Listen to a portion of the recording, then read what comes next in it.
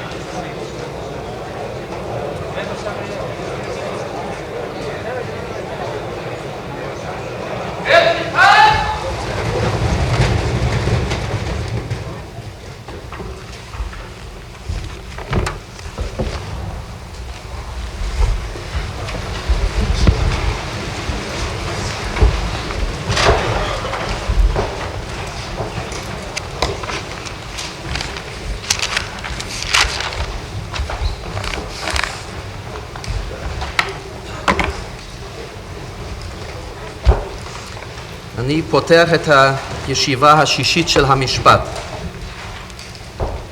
בית המשפט נותן את ההחלטה הבאה, שהיא החלטה מספר 3. אחרי הקראת כתב האישום השמיע דוקטור סרבציוס, סניגורו של הנאשם, שתי טענות טרומיות. האחת בדבר פסלות השופטים היושבים לדין במשפט זה, והשנייה בדבר חוסר סמכותו של בית המשפט לדון בהאשמות שבכתב האישום.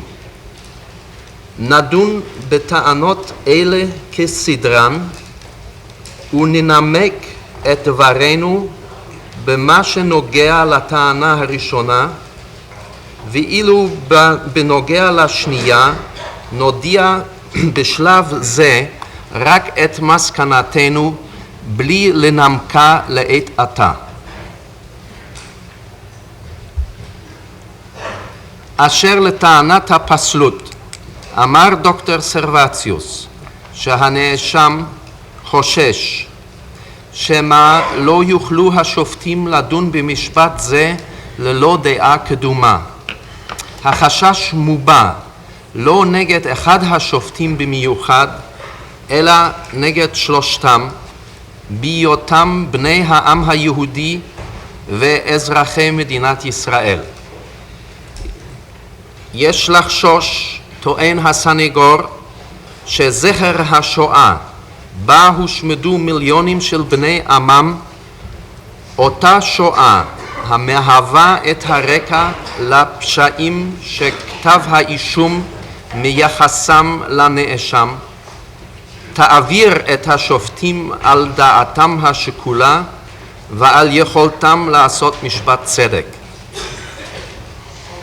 כן הוא ביקש שכל אחד מהשופטים יבחן את עצמו שמה סבלו האישי או סבלם של שארי בשרו בשנות השואה פוגמים את יכולתו לשפוט את הנאשם במשפט זה. וזוהי תשובתנו לטענות אלה. נשוא האישומים במשפט זה הוא אחריותו של הנאשם למעשים המתוארים בכתב האישום. בבירור השאלה הזאת לא נתקשה לשמור על הערובות המובטחות לנאשם בכל משפט לפי סדרי הדיון הפלילי שלנו. שכל אדם הוא בחזקת זכאי ויש לחרוץ את דינו רק על פי הראיות המובאות בפני בית המשפט. העוסקים במלאכת השיפוט הם שופטים מקצועיים, הרגילים בשקילת ראיות, והם עושים את מלאכתם לעיניו הבוחנות של הציבור. עורכי דין מלומדים ומנוסים מלמדים סנגוריה על הנאשם. ואשר לחששותיו של הנאשם בקשר לרקע שעליו יתברר המשפט, אין לנו אלא לחזור על דברים שכוחם יפה בכל מערכת שיפוט הראויה לשמה. כי אכן בשבתו על כס המשפט אינו חדל השופט להיות בשר ודם, בעל רגשות ויצרים. אולם הוא מצווה על פי החוק לכבוש רגשות ויצרים אלה. שהם לא כן, לא יהיה שופט כשיר לעולם לדון באישום פלילי המעורר רגשות סלידה, כגון בגידה, רצח או כל פשע חמור אחר. אמת, נכון הדבר שזכר השואה מזעזע כל יהודי עד עומק ליבו. אולם מי שהובא משפט זה לפנינו, חובה עלינו לכבוש אף רגשות אלה, שעה שאנו יושבים לדין. בחובה זו נעמוד. אחרי שקילת כל טענותיו של הסניגור המלומד, רואה בית המשפט וכל אחד משופטיו את עצמו כשיר לדון במשפט זה.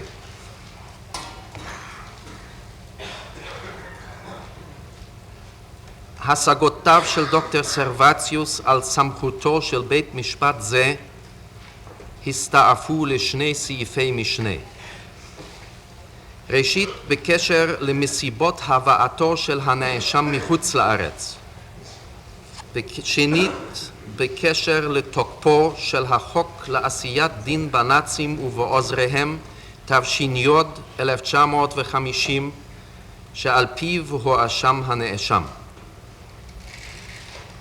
על השגות אלה הוגשו לנו על ידי שני הצדדים טענות מלאות בעל פה ובכתב. אנו מביעים את הערכתנו לסניגור וליועץ המשפטי על רמת טענותיהם ועל אופן הרצאתן.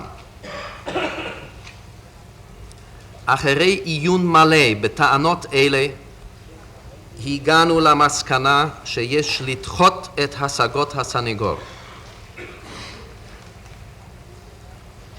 מקור סמכותנו לדון במשפט זה הוא בחוק הנזכר, ואיננו סבורים שיש יסוד מספיק להשגות הסניגור אף במשפט הבינלאומי במה שנוגע לתחולת החוק, הן מבחינת המקום והן מבחינת הזמן. כן אנו דוחים את טענותיו של הסניגור בדבר מעשי מדינה, עד כמה שהן היו מכוונות נגד סמכותו של בית המשפט.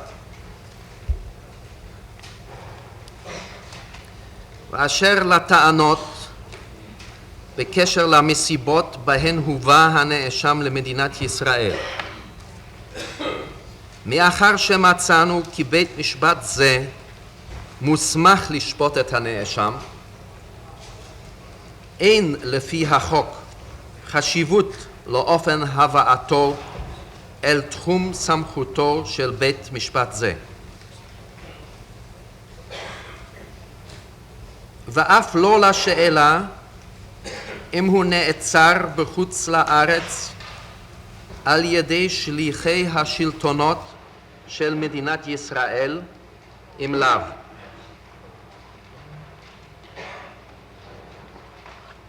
לפיכך, אין צורך לשמוע את עדותם של העדים טוהר ושמעוני שהוזמנו לפי בקשת הסניגור.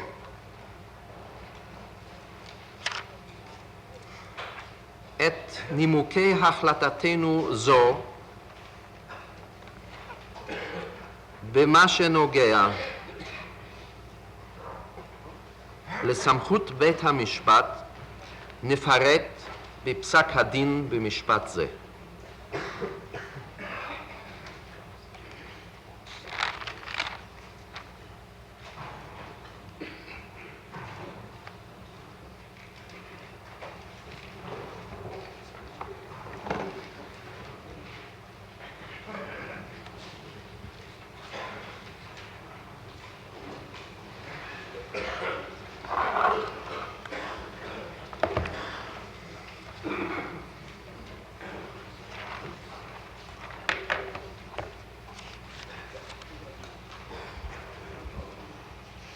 עכשיו אמור לנאשם לקום.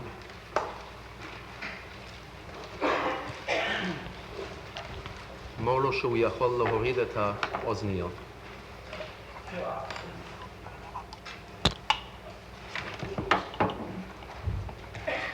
שמעת את כתב האישום ביום הראשון של המשפט. Wir haben die Anklageschrift am ersten Tage des Gerichtsverfahrens gehört. Jawohl. כן. האם אתה מודה או אינך מודה בפרט האישום הראשון? Bekennen sich schuldig oder nicht an dem ersten Anklagepunkt. Im Sinne der Anklage nicht schuldig. ברוח ההאשמה לא אשם.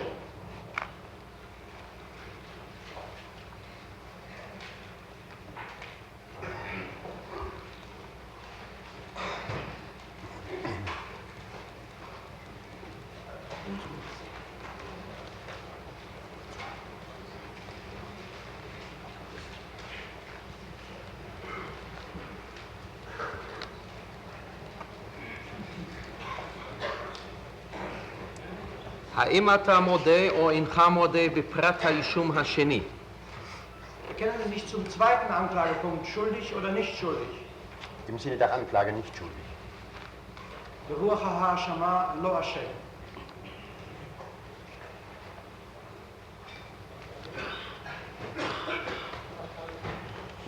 שקט.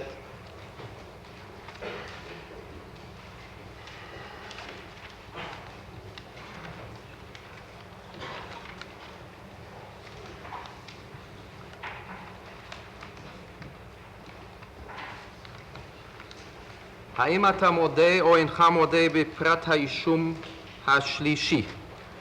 Bekennen sich zum dritten Anklagepunkt schuldig oder nicht. Im Sinne der Anklage nicht schuldig. ברוח האישום לא אשם.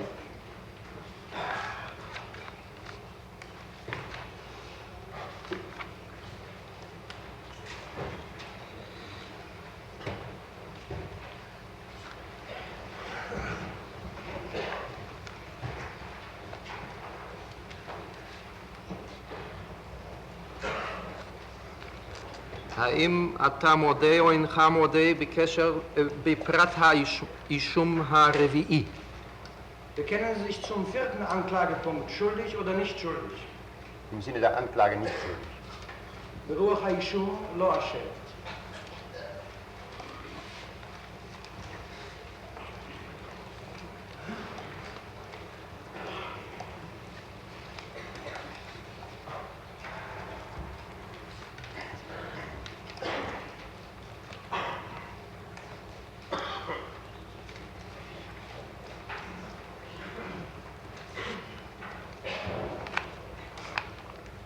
האם אתה מודה או אינך מודה בפרט האישום החמישי?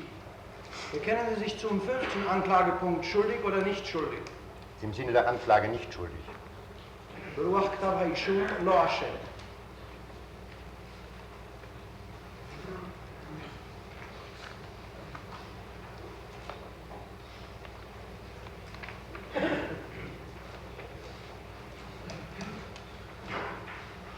האם אתה מודה או אינך מודה בפרט האישום השישי?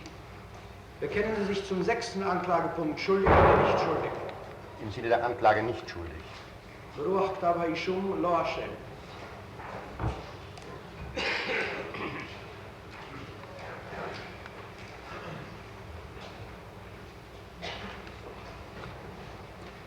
האם אתה מודה או אינך מודה בפרט האישום השביעי? Bekennen Sie sich zum siebten Anklagepunkt schuldig oder nicht schuldig? Im Sinne der Anklage nicht schuldig. ברוח כתב האישום לא אשם.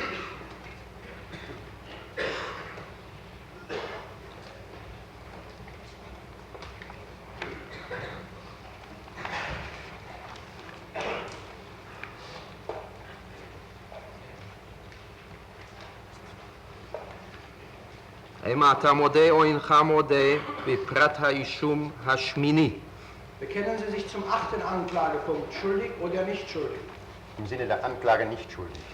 ברוח כתב האישום לא אשם.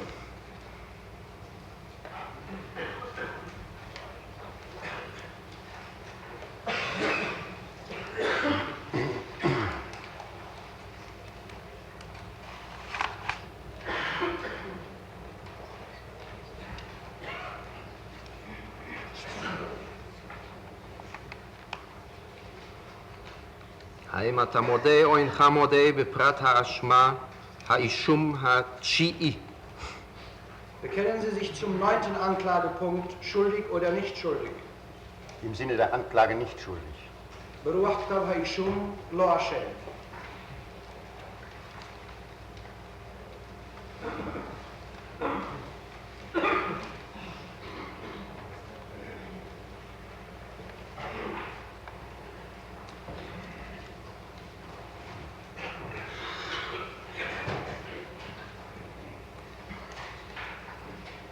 האם אתה מודה או אינך מודה בפרט האישום העשירי?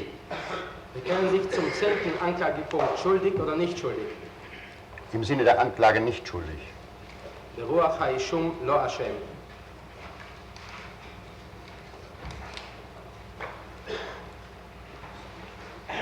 האם אתה מודה או אינך מודה בפרט האישום ה-11?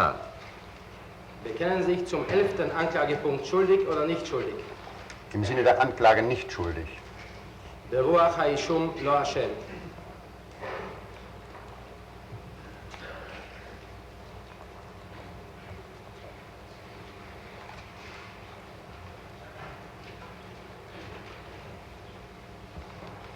האם אתה מודה או אינך מודה בפרט האישום ה-12?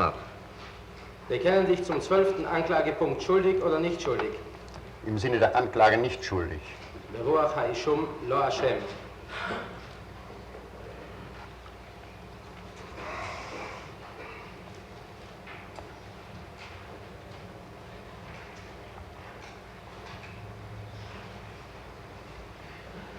האם אתה מודה או אינך מודה בפרט האישום ה-13?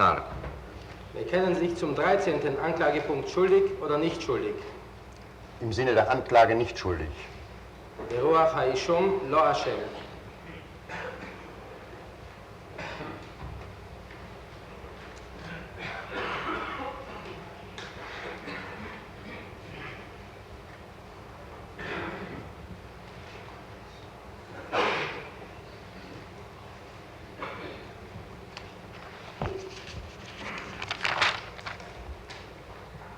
האם אתה מודה או אינך מודה בפרט האישום ה-14?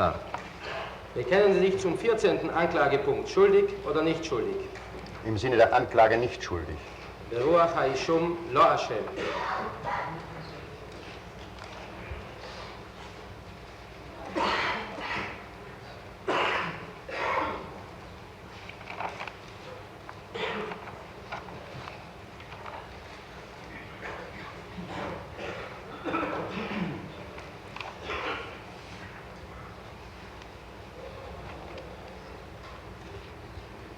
האם אתה מודה או אינך מודה בפרט האישום ה-15?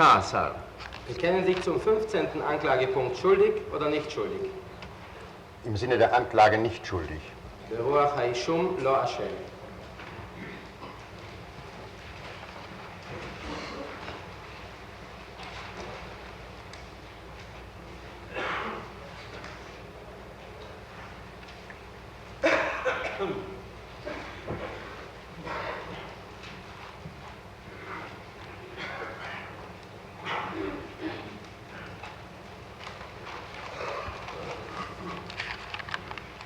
תגיד לו שהוא יכול לשבת.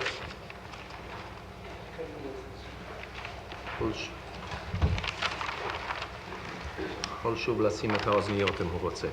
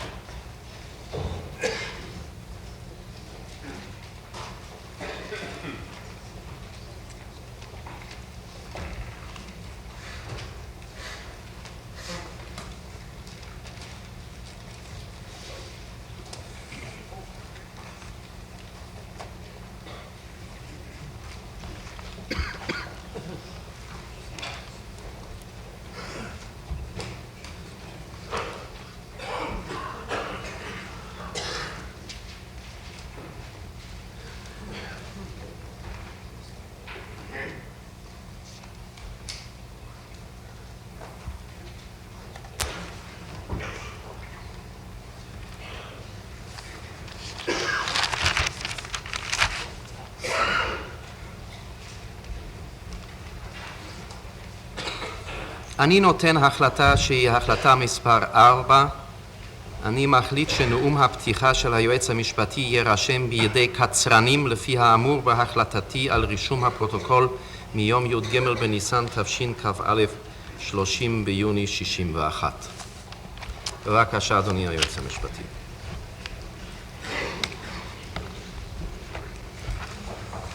במקום זה, בו אני עומד לפניכם, שופטי ישראל, ללמד קטגוריה על אדולף אייכמן, אין אני עומד יחידי.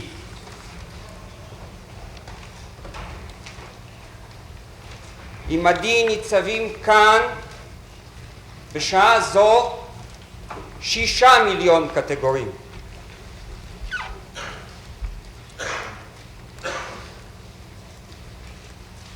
אך הם לא יוכלו לקום על רגליהם, לשלוח אצבע מרשיעה כלפי תא הזכוכית ולזעוק כלפי היושב שם, אני מאשים.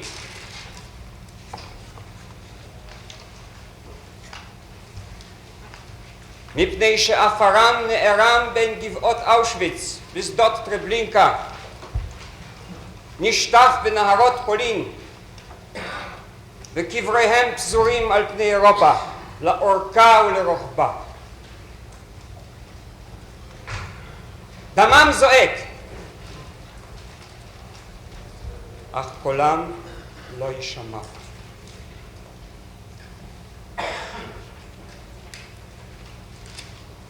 יהיה על כן אני להם לפה, ואגיד בשמם את כתב האישום הנורא.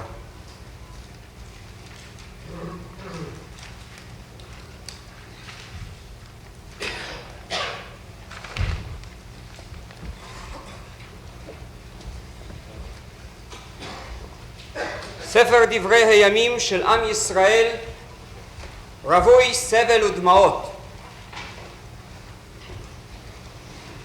הציווי בדמייך חיי מלווה ומעזור מאז הופעתה על במת ההיסטוריה. כבר פרעה במצרים החליט לענותם בסבלותם, להשליך בניהם ליאור. המן ציווה לעובדם, להורגם, להשמידם. חמלניצקי טבח המוניהם, פטלורה עשה בהם פוגרומים.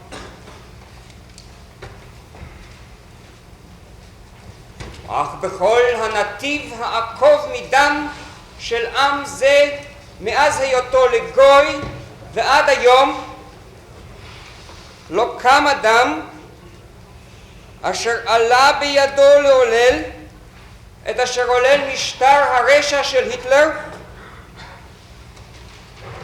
ואת אשר ביצע אדולף אייכמן, הזרוע השלוחה של משטר זה להשמדת העם היהודי. ואין עוד דוגמה בדברי ימי הימים כשאפשר היה להטיח בפני אדם אחד כתב אישום כגון זה שנשמע כאן. אף המעללים האיומים ביותר, מקפיאי הדם ומסמרי השיער של נירון קיסר, של אטילה, של ג'ינגיס חאן, אלה דמויות האימים של ברבריזם ותאוות דם שהיו למשל ולשנינה ולדיראון עולם. הרי הם מחווירים לעומת זוועות ומאורעות ההשמד שיוצגו לכם במשפט זה.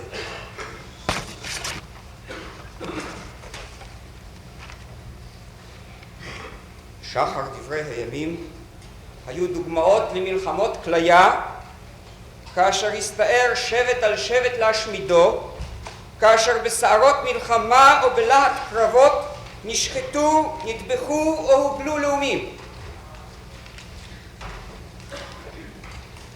אך בדור הזה אירע כי קם מנגנון מדינה על אוכלוסייה שלווה, חסרת מגן ושוחרת שלום, על גברים, נשים, ישישים, ילדים, עוללים וטף, כלא אותם במחנות, הקיף אותם חומות, גדר אותם בגדרי תיל מחושמלים, והחליט להשמידם עד תום.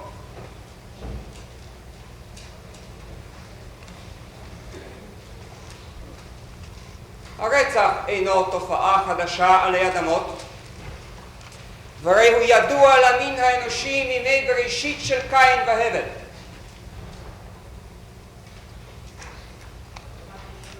אבל צריך היה להגיע למאה ה-20 הזאת כדי לחזות במו עינינו ברצח מסוג חדש. לא עקב התלקחות יצרים או איפול נפשי, אלא מתוך החלטה מחושבת ותכנון מושלם, לא על פי מזימת יחיד, אלא בקנוניית פשע אדירה ששותפו בה אלפים, לא כלפי קורבן אחד שרוצחו החליט להעבירו מהעולם, אלא כלפי אומה שלמה.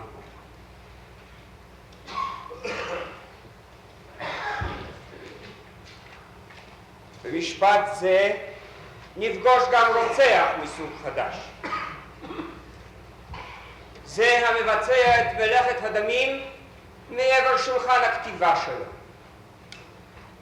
רק לעתים רחוקות יעשהו את המעשה במו ידיו. ידוע לנו בוודאות על מקרה אחד בו היכה אדולף איישמן עד מוות נער יהודי שהעז לגנוב פרי מעץ אפרסקים בחצר ביתו בבודפשט. אך דברו הוא היה מפעיל תווי גזים. שיחת טלפון שלו מסיעה רכבות אל מרכזי השמדה. חתימתו הוא גוזר את דינם של אלפים, רבבות ומיליונים. הוא רק פקד וציווה, ומכוח פקודתו הגיחו קלגסים לגרש יהודים ממשכנותיהם, להכותם, לענותם, לרודפם לגטאות, להדביק להם עוד קלון, לגזול רכושם, ולבסוף, לאחר שכבר עונו ונשדדו, לאחר שנסחט מהם הכל ואפילו שיער ראשם נלקח, הובלו בהמונים אל המוות. אף הגוויות היו עוד בנות ערך בשבילו. עוד נעקרו שיני הזהב וטבעות הנישואין.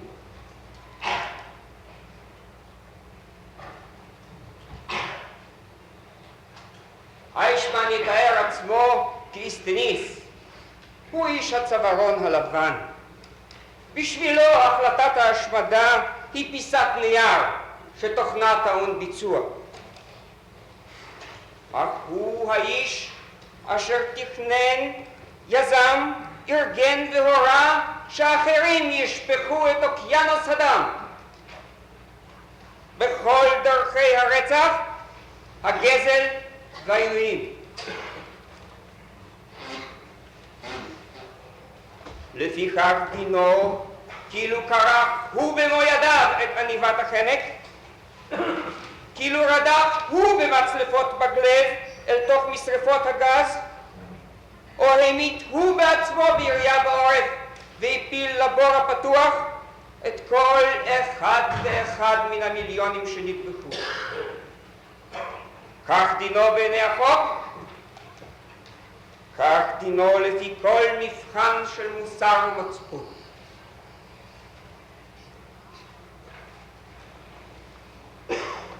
שותפיו לפשע לא סתם גנגסטרים או אנשי עולם תחתון היו,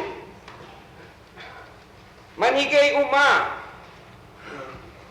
ביניהם פרופסורים ומלומדים, לובשי טובות, בעלי תוארים אקדמיים, אנשים יודעי שפות, משכילים, אלה הקרויים האינטליגנציה.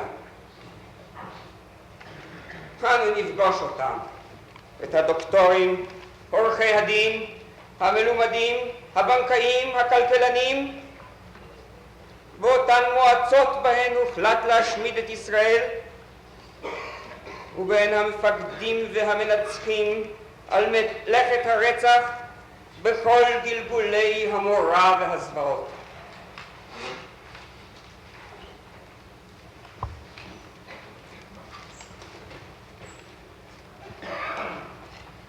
החלטת רצח זו, שנתקבלה בקור רוח וביישוב הדעת, להשמיד עם ולהכחידו מתחת השמיים, היא מהלכת אימים כל כך שאין לתארה במילים. כי המילים נוצרו להביע את אשר שכלו של אדם יכול להשיג, את אשר ליבו יכול להכיל.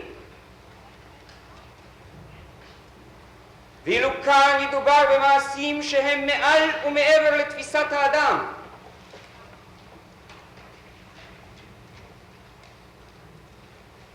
אך זהו מה שאירע.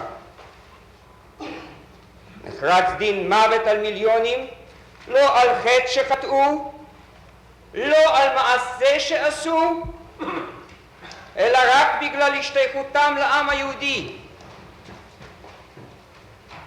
וההתפתחות הטכנולוגית נתנה בידי המשמידים כלים יעילים לביצוע מעשה האימים.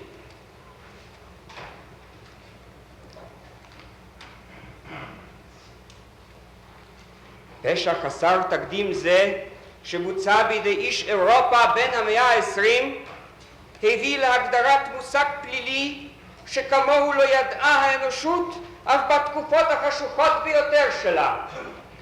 פשע השמדת עם, ג'נוסייד.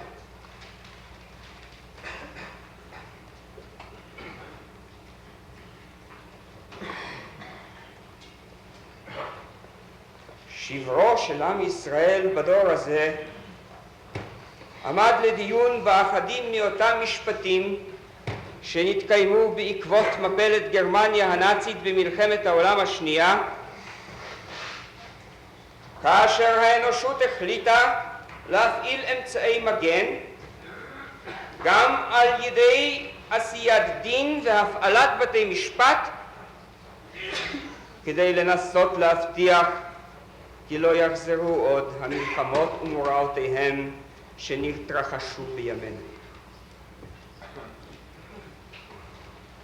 אך שואת היהדות כולה לא עמדה באף אחד מאותם משפטים במרכז העניינים. היה זה אחד הנושאים שהועלו, לעתים נושא נכבד, תמיד מחריד,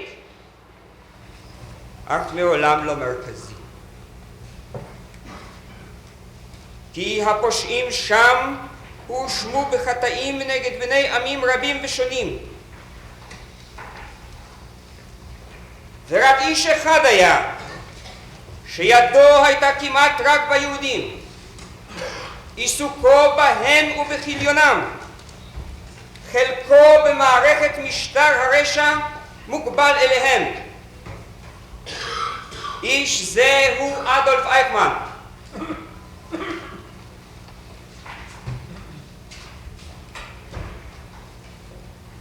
ואם אנו פוקדים עליו היום גם פשעים שעשה כלפי לא יהודים, שביצעם כמעט כבדרך אגב וכלאחר יד, הרי זה מפני שאין אנו מבדילים בין דם לדם.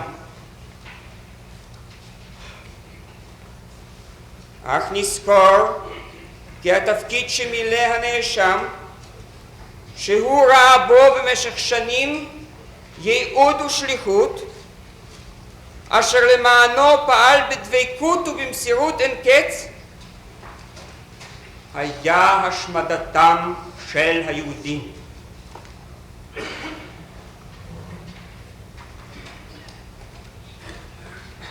עד היום, ובוודאי גם בימים יבואו, ישאלו עצמם אנשים, אבל איך זה יכול היה לקרות? איך זה היה אפשרי בצהרי המאה ה-20?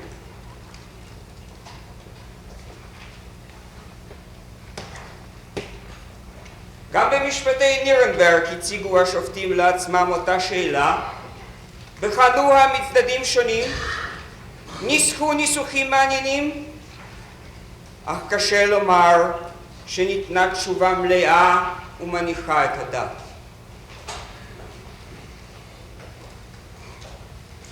חוששני כי אף אנו במשפט זה לא נצליח לחשוף את כל שורשי הרשע. מלאכה זו תישאר בוודאי נחלתם של היסטוריונים, סוציולוגים, סופרים ופסיכולוגים שינסו להסביר לעולם את אשר אירע לו. אולם נשתדל נא לעמוד ולו במקצת על רקע הדברים, בכדי לנסות להסביר את מה שאולי אינו ניתן כלל להסברה במבחני ההיגיון הרגיל.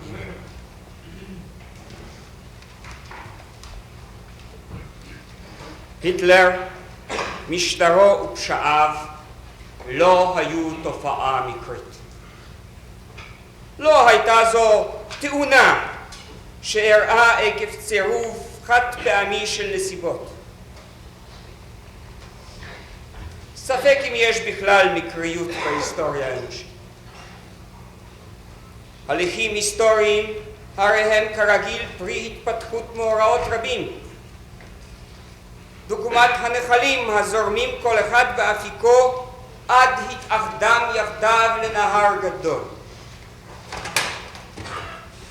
הם יכולים להצטרף זה לזה רק אם שוטפים הם כולם לקראת ההתמזגות הכללית. בוודאי תרמו לעלייתו של הנאציזם מאורעות שונים. תבוסת גרמניה במפלת העולם הראשונה, הקשיים הכלכליים שבאו בעקבותיה, היעדר מנהיגות, התפצלות מפלגתית אומללה, ריב אחים וקרע לאומי. כל אלה היה להם חלק בכך כי בשעה של אובדן אוריינטציה וקישושי דרך תלה העם הגרמני מבטו בנביא שקר. אולם היטלר לא יכול היה להחזיק מעמד ולגבש מאחריו את העם הגרמני על רוב שכבותיו, כולל רוב האינטליגנציה, לקבל תמיכת פרופסורים כה רבים באוניברסיטאות, רוב בעלי המקצועות החופשיים, הפקידות וכל הצבא, אלמלא הייתה סלולה הדרך למנהיגותו. אף משטר הדיכוי של מחנות הריכוז ואמצעי הטרור שהופעלו עד מהרה על ידי בריוני האס-אס והאס-אה נגד כל מתנגדיהם, אין בהם בלבד כדי להסביר את התייצבות רוב רובו של העם בהתלהבות ובדבקות מאחורי אותו מנהיג, אלא אם כן קדמה לכך הכנה נפשית רחבה.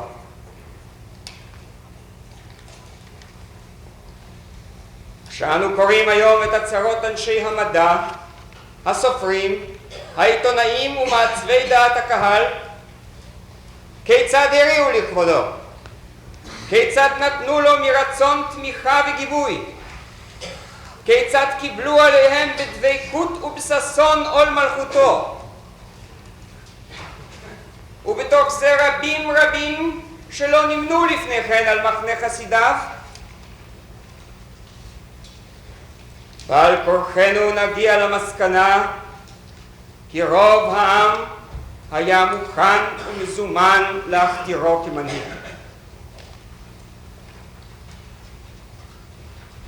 ביטוי לכך נתן אחרי מלחמת העולם השנייה הוגה הדעות הנודע וילהלם רפקה. אני מצטט: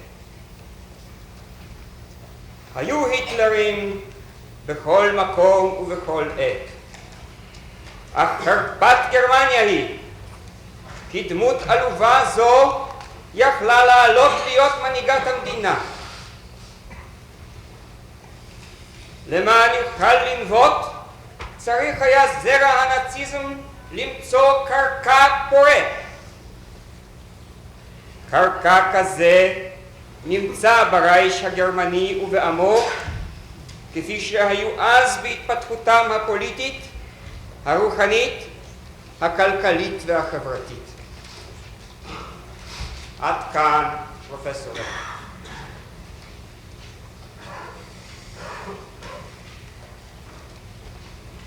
ביצירתו של גוטה, דישטונג und Wahrheit, הבדיה והאמת, אנו קוראים נבואתו על אישיות דמונית מסוג זה של היטלר. אני מצטט: כל איחוד של כוחות מוסר לא יצלח נגדו.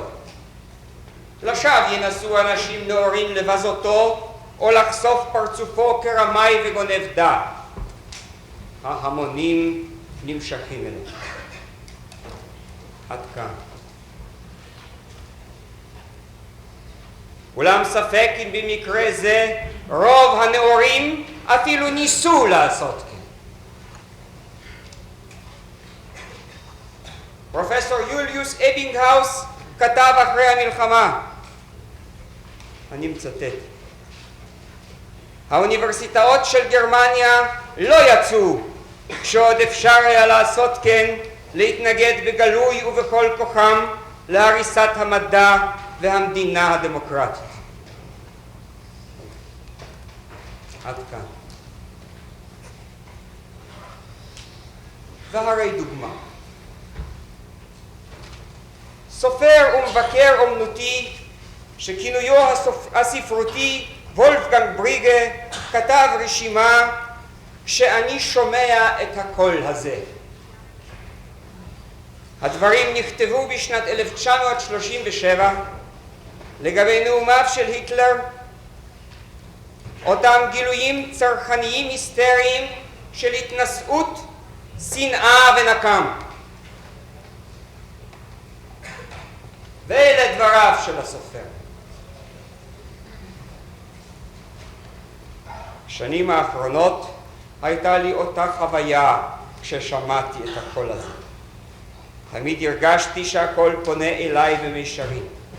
אליי האלמוני מבין מיליונים דיבר הקול הזה, בכדי להחזירני למוטב, בכדי להאיר דרכי, בכדי שאהיה גרמני.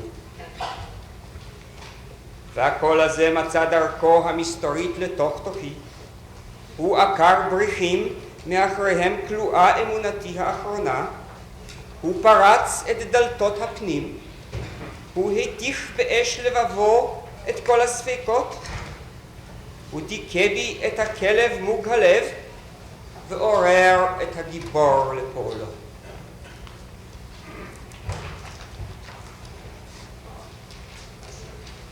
מה אמר אותו קול למאזיניו הנלהבים והמתמוגגים?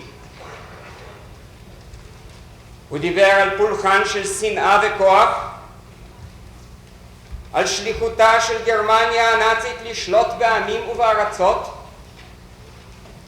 הוא דיבר על מלחמה ברוח מחשבתו של טרייצ'קה, שהטיף למלחמה ככורח קיום של המדינה.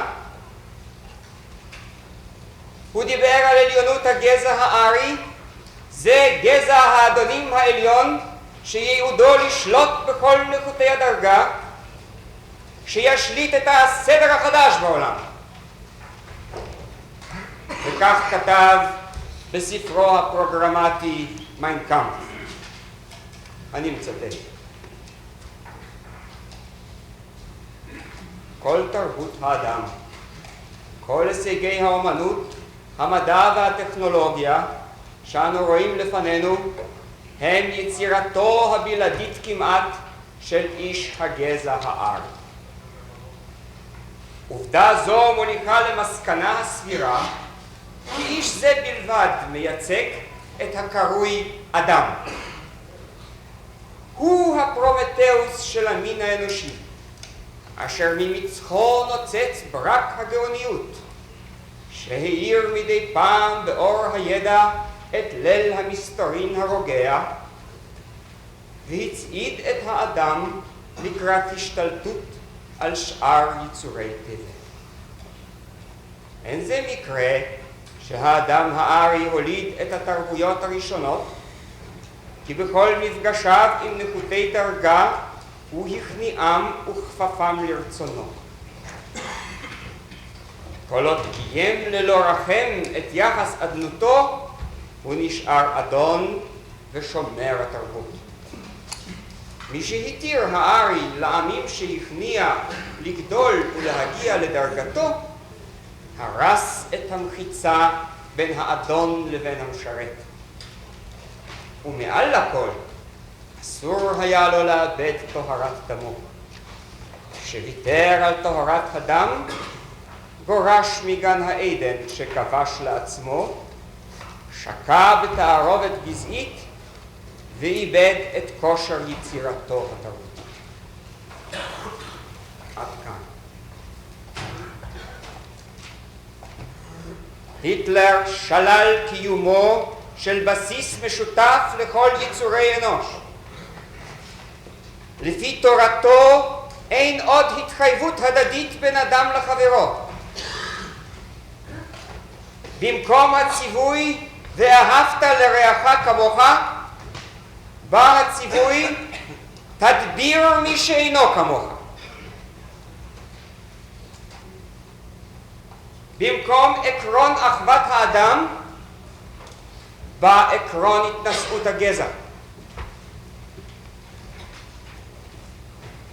ניתנו סימנים לבני גזע האדונים, גולגולת מוערכת, קלסתר פנים בהיר ונהדר שחיי רוח נעלים מתבטאים בו. ארי פירושו בלשון סנסקריט נעלה.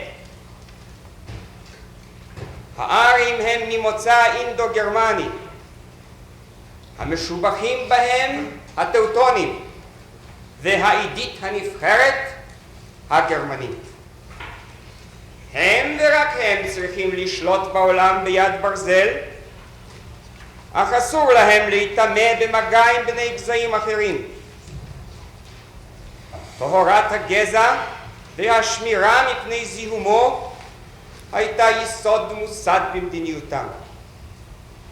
זהו הסדר החדש שהבטיח היטלר לעמו, עליו יושתת הרייך השלישי שיתקיים 1000 שנים.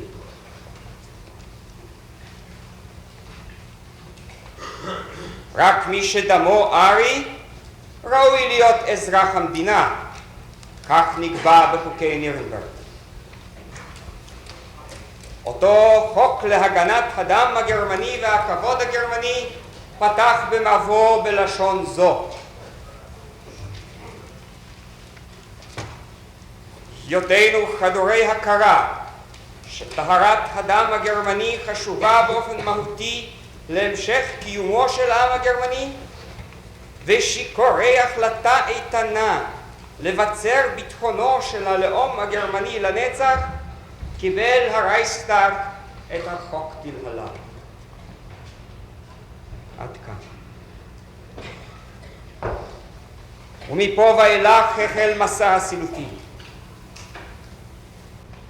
הוכח שישו הנוצרי היה ארי ושלא הייתה בעורקיו טיפת דם יהודי. המדענים קיבלו על עצמם לבסס מדע ארי.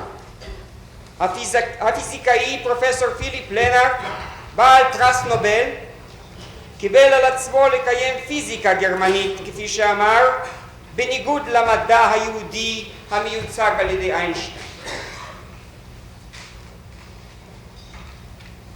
לדברי התיאורטיקנים של תורת הגזע, כהרמן גאוך ואחרים, האדם הלא צפוני קרוב יותר לחיה מאשר ליצור אנוש.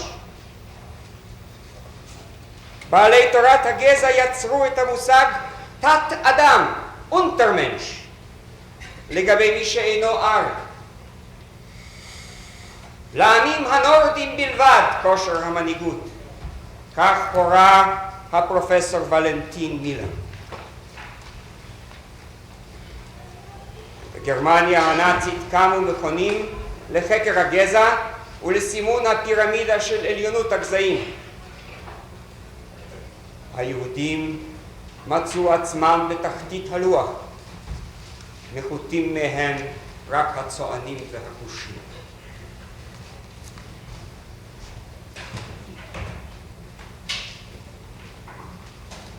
שנאת ישראל, הידועה בכינוי אנטישמיות, על גילוייה המרושעים, הייתה קיימת גם לפני.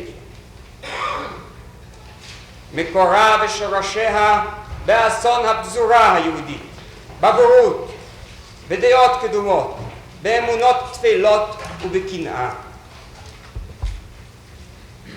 אנשים נבערים מדעת שנאו מאז ומתמיד את השונה מהם, את החורג מהמקובל.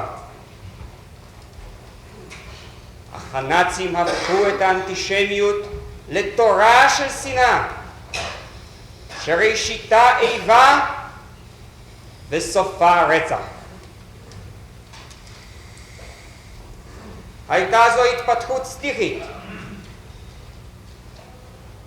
מי שהתיר שנאת יהודים עלה על הנתיב המתדרדר ליום החרם נגד היהודים ב-1 באפריל 1933, אל ליל הבדולח בין ה-9 ל-10 לנובמבר 38,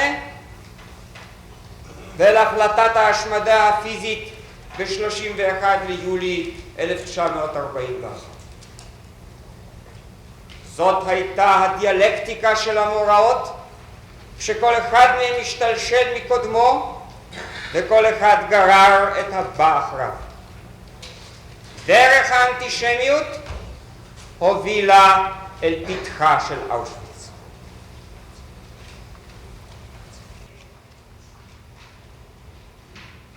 היטלר ידע כי למען הצלחת תורת הכזב שלו צריך הוא להשתמש בנשק עתיק היומין של השנאה.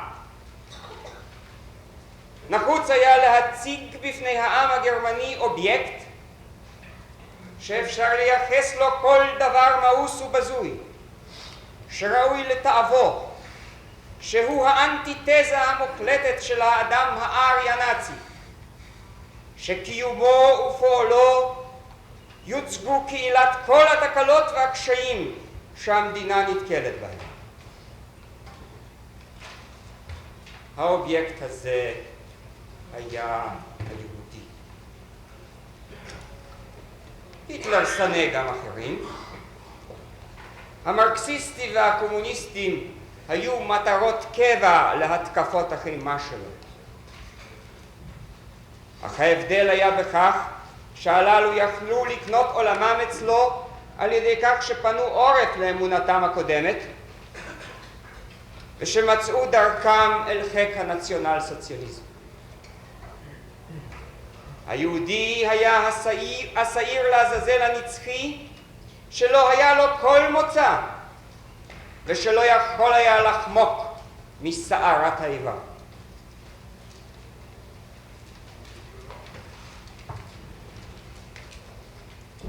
מי שקורא נאומיו, כתביו, רשמי שיחותיו של היטלר, מזדעזע מן הבורות, מן היכולת לתאר דימויים כאילו הם מציאות, ומעל לכל מיכולתו לשכנע אחרים בדברי שקר שהם גדולים מהם. אחד מתומכיו שהפך להיות מתנגדו, אוטו שטרסר, כתב עליו: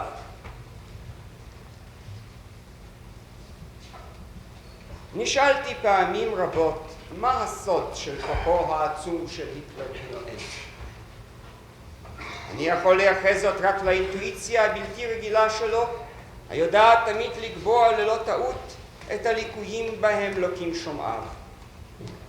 כשהוא מנסה לבסס טיעונו בתיאוריות או בציטוט מספרים שהבינם אך בקושי, הרי הוא מאוד בינוני. אך כשהוא זורק הצידה משענות כאלה וצועד קדימה בעוז ומדבר כפי שהרוח נחה עליו, הרי הוא נהפך מיד לאחד הנואמים הגדולים של המאה. הוא נכנס לאולם, רגע קט ומגשש, מחפש דרכו, חש את האווירה, לפתע הוא מסתער. דבריו חודרים כחץ למטרה.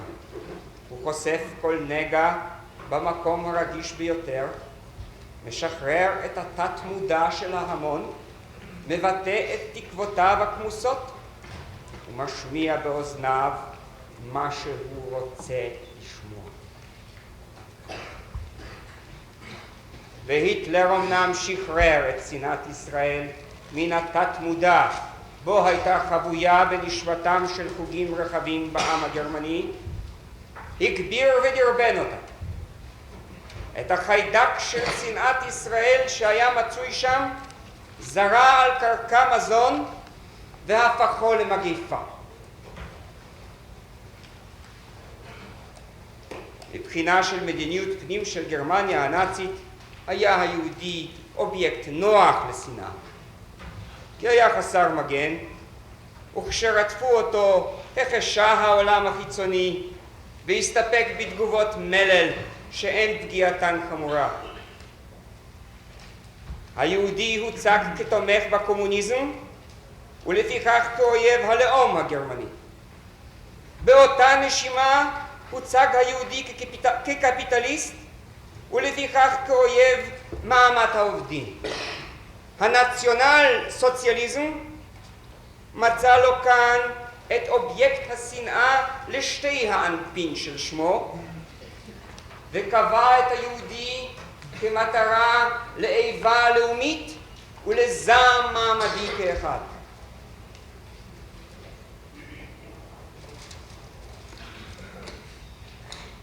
היהודי היה אף מטרה נוחה להסחת דעת הקהל מבעיות אחרות, וגם זה אמצעי ישן נושן שכבר השתמשו בו שונאי ישראל לרוב בכל הדורות.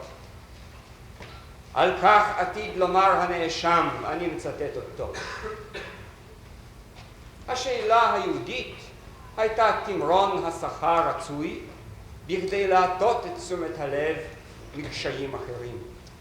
אם היו אלה קשיים בעלי אופי אחר, מיד נאחזו בזמן הזה בשאלה היהודית, וכבר נוצרה ההסחה. כך עשה לא רק היטלר בעצמו, את זאת עשו הגאולייטרים, את זאת עשה כל אחד מאלה המכונים המנהיגים הבכירים. עד כאן אדולף אייכמן.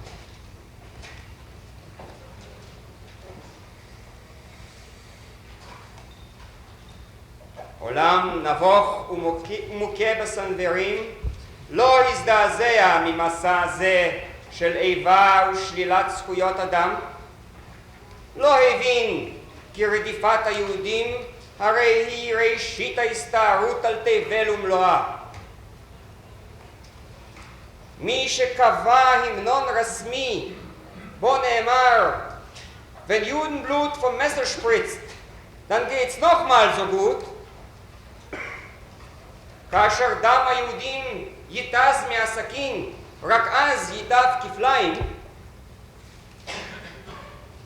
זה עתיד היה בדרך הטבע, ומתוך אותו רגש שנאה מנחה להכריז כי גורל כל ערי אנגליה יהיה כגורלה של קובנטרי המופצצת.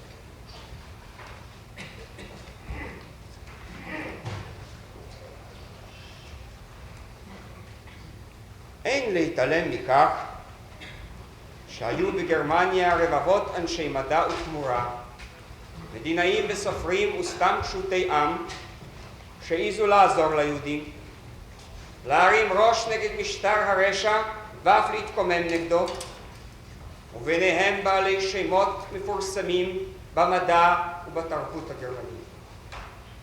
רבבות מתנגדים למשטר הדמים נכלאו, ורבים מהם עתידים היו לסבול במחנות ריכוז עד שניתז ראשה של המפלצת הנאצית. רבים נספו ולא ראו עוד את יום השחרור.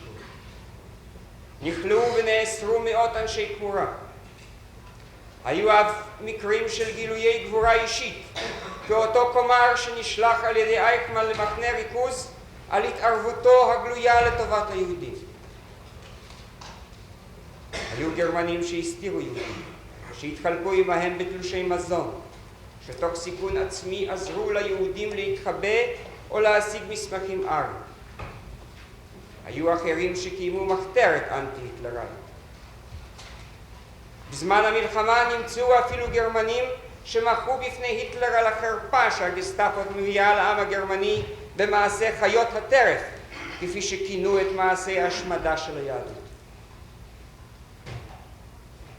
היו אנשי צבא שניסו לסכל את ההשמדה על ידי התערבות ישירה. אך לאחר הכל היו הללו מיעוט קטן ובוטל. הרוב המכריע של העם הגרמני השלים עם המשטר החדש, קיבלו, והיה עד שווה נפש למעשה הפשע האיום ביותר שבוצע אי פעם בהיסטוריה האנושית.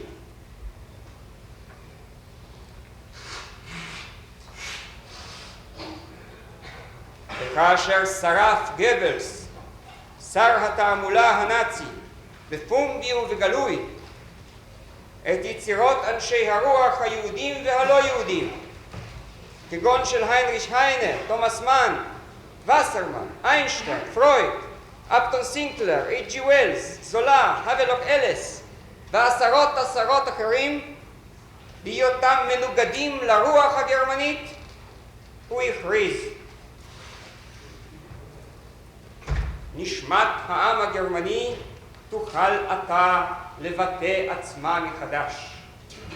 דורות אלה לא זו בלבד שהן מאירות את קץ התקופה הישנה, הן גם אבוקת זוהר לתקופה החדשה.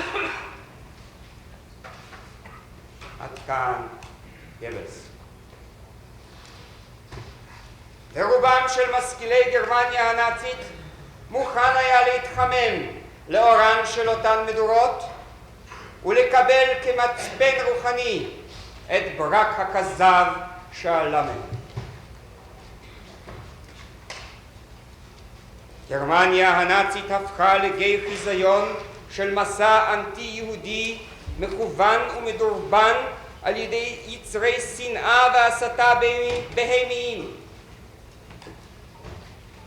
הכתובת דויטשלנד ארווחה, יהודה פרקה, אורי גרמניה, מות כלבים ליהודה, הופיע על הקירות. ליהודים יחסו כל מום ופסול שבעולם. ארץ של שיסוי הופץ מדי שבוע מעל דפי השטירמר, עיתונו הבזוי של יוליוס שטריישר, שעתיד היה לעלות על הגרדום לפי גזר דינו של בית הדין הצבאי הבינלאומי.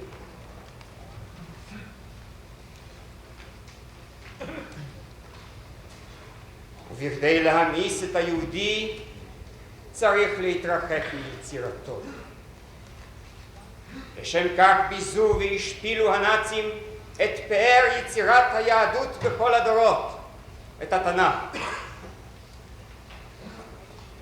אלפרד רוזנברג, אחד מהוגי הדעות של התנועה, דרש לסלק את התנ"ך מתחום ההשפעה הרוחנית כמקור של אמונה דתית. הוא ראה פסול חמור בכך שהאמונה הפרוטסטנטית מקדשת את הברית הישנה. דובר על גאולתו של ישוע הנוצרי מקשריו עם היהדות, בכדי שאפשר יהיה לבזות את העם ממנו יצא.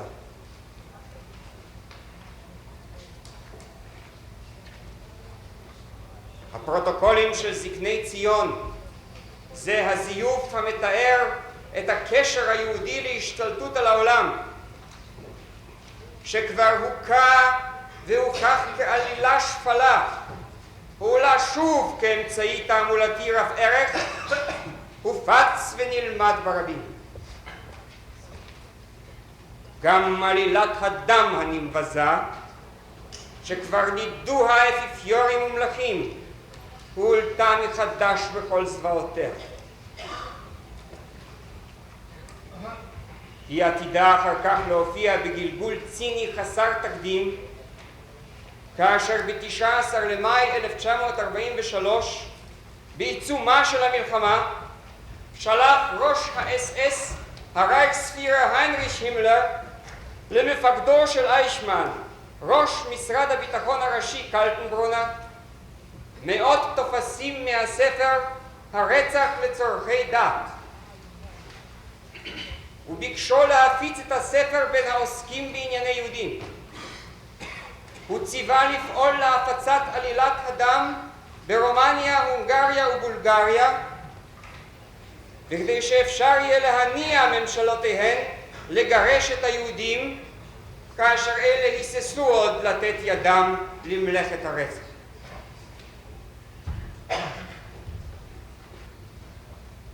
הימלר הוסיף והציע לקלטנברונר להקים תחנת שידור מיוחדת לעניינים אנטישמיים שתופנה לאנגליה ולארצות הברית. דרכה יופץ חומר מהשטירמר. נוסף לכך כתב, יש להעסיק ביד אנשים בעיכוב אחרי הודעות משטרה ובתי משפט אנגליים, בכדי שנוכל במשדר שלנו למסור הודעה כי במקום פלוני נעדר ילד ונרצח בוודאי על ידי יהודים למטרות דתיות. דעתי היא, הוסיף, כי בדרך כלל נוכל לקדם ללא שיעור את התעמולה האנטישמית רבת התנופה בשפה האנגלית ואולי אף בשפה הרוסית על ידי תעמולה של עלילת דם. עד כאן.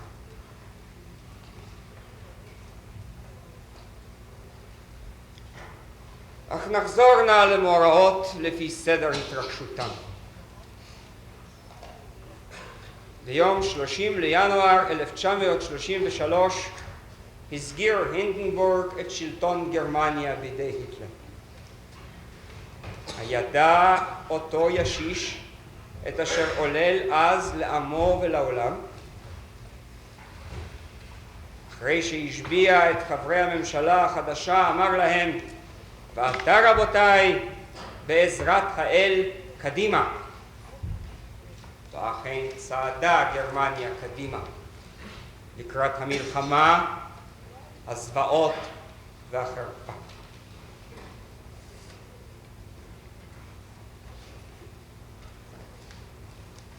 עוד בטרם נכון השלטון בידם, החלו הנאצים ברדיפות יהודים רשמיות.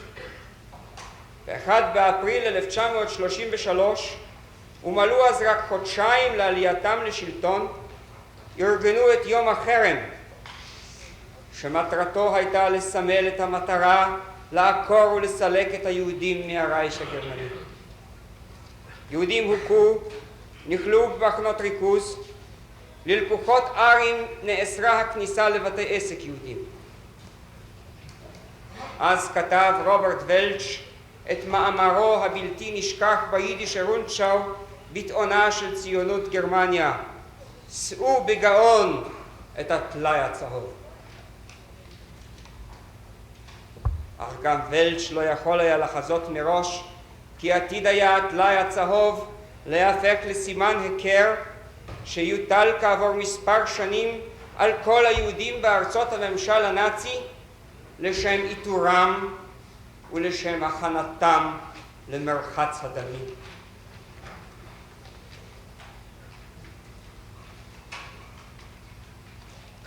החרם הכלכלי עתיד היה ללוות את היהודים עד להשמדתם הסופית. הוא נמשך אחר כך באמצעים דחיקתיים. בסדרת חוקים נושלו היהודים משורת מקצועות. עריכת דין, רפואה והוראה נאסרו עליהם. הם גורשו מהצבא. ב-35 נתקבלו חוקי נירנברג, לפיהם נאסרו נישואי התערובת ומן היהודים נשללה האזרחות הגרמנית. לאחר מכן נושלו מהתעשייה ומכל הכלכלה.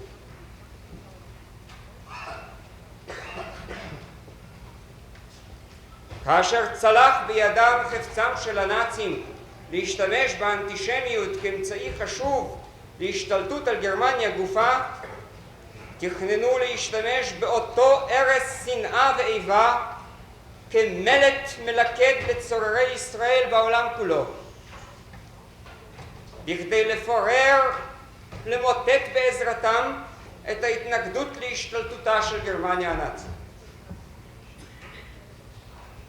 ועוד העוצמה הצבאית הגרמנית מטילה אימים על עמים וארצות, משתקת את כל התבונה ויכולת השיקול, כוונה האנטישמיות כאמצעי מודע לקעקע מצפון עמים, לגרות יצרים שפלים, לטפח קוויזלינגים ומשרתים אחרים.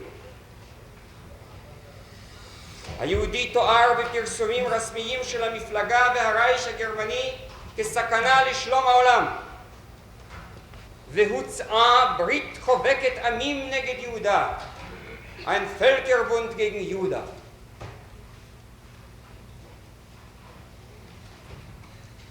בכל אתר ואתר בו דרכה לאחר מכן רגלו של הכובש הנאצי, ציפתה לו קבוצה מוכנה של הרפתקנים, של בוגדים במולדתם, של אלמנטים חשוכים, לעתים סתם רצחניים, שלטשו עיניים תאוותניות אל הרכוש היהודי ושלחו ידי טומאה לעזור במלאכת ההשמדה.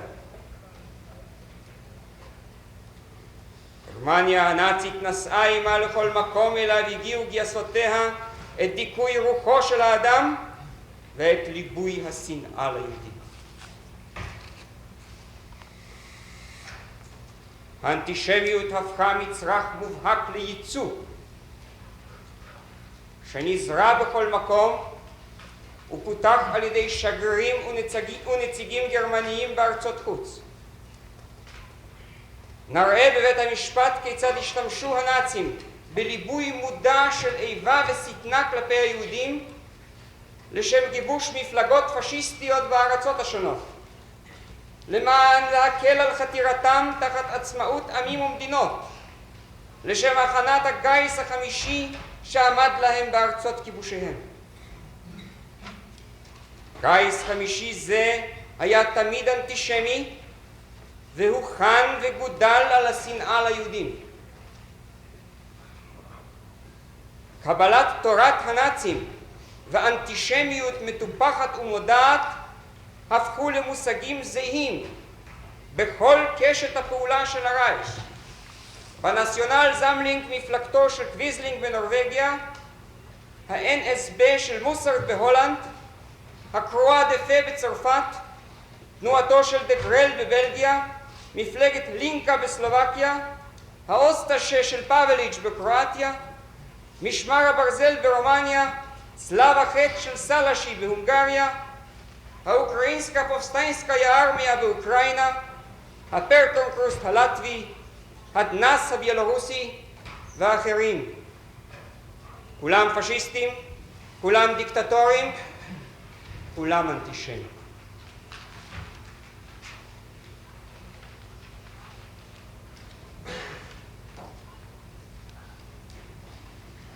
ריבנטרופ, שר החוץ, עמל בהקמת אינטרנציונל אנטישמי כחיל חלוץ של ריקבון והשחתה שלוח לכל אומות העולם, לסלול דרכם של צבאות הכיבוש.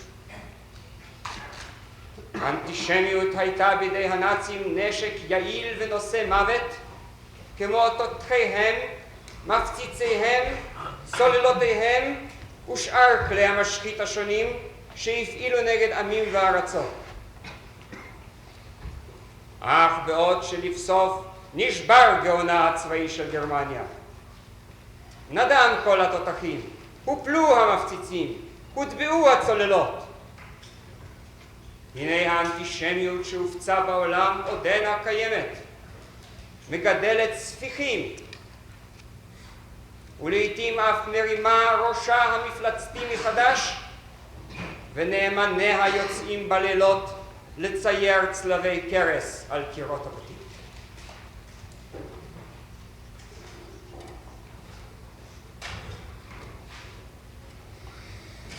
כבר על סף המפלה במלחמת העולם, כאשר נעו כפות המאזניים לעבר בנות הברית, לאחר שהצבא הסובייטי גירש כבר את הגרמנים מרוב שטחי כיבושיהם במזרח, לאחר שחילות המערב הביאו לקניית איטליה, כאשר חיל המשלוח הגדול ביותר בהיסטוריה התכונן באיים הבריטים לפלישת אדירים בקיץ הגורלי של שנת 1944,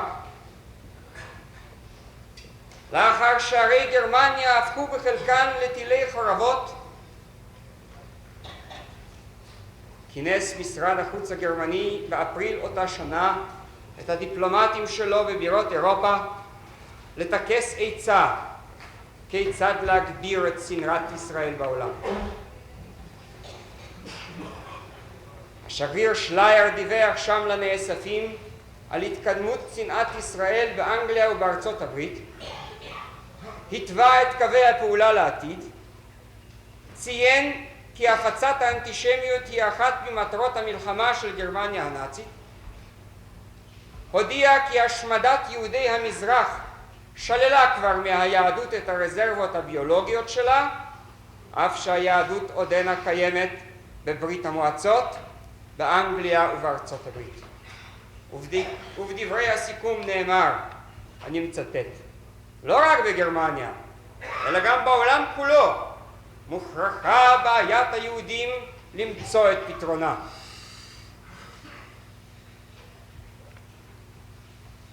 הנאספים עברו לדיון מפורט לגבי צעדיהם הבאים להפצת שנאת ישראל על ידי ספרות, קריקטורות, קולנוע ועיתונות.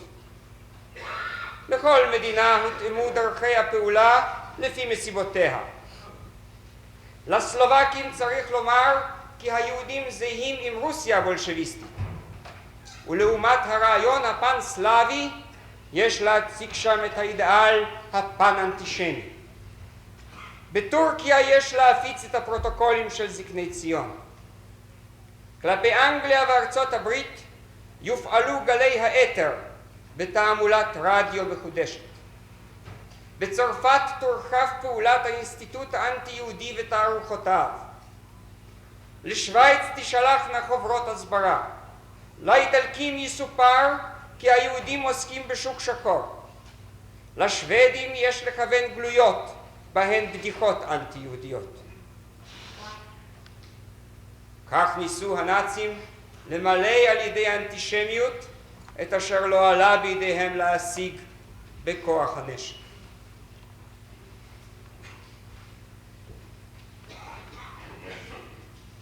רשעים גם על פתחו של גיהינום אינם חוזרים.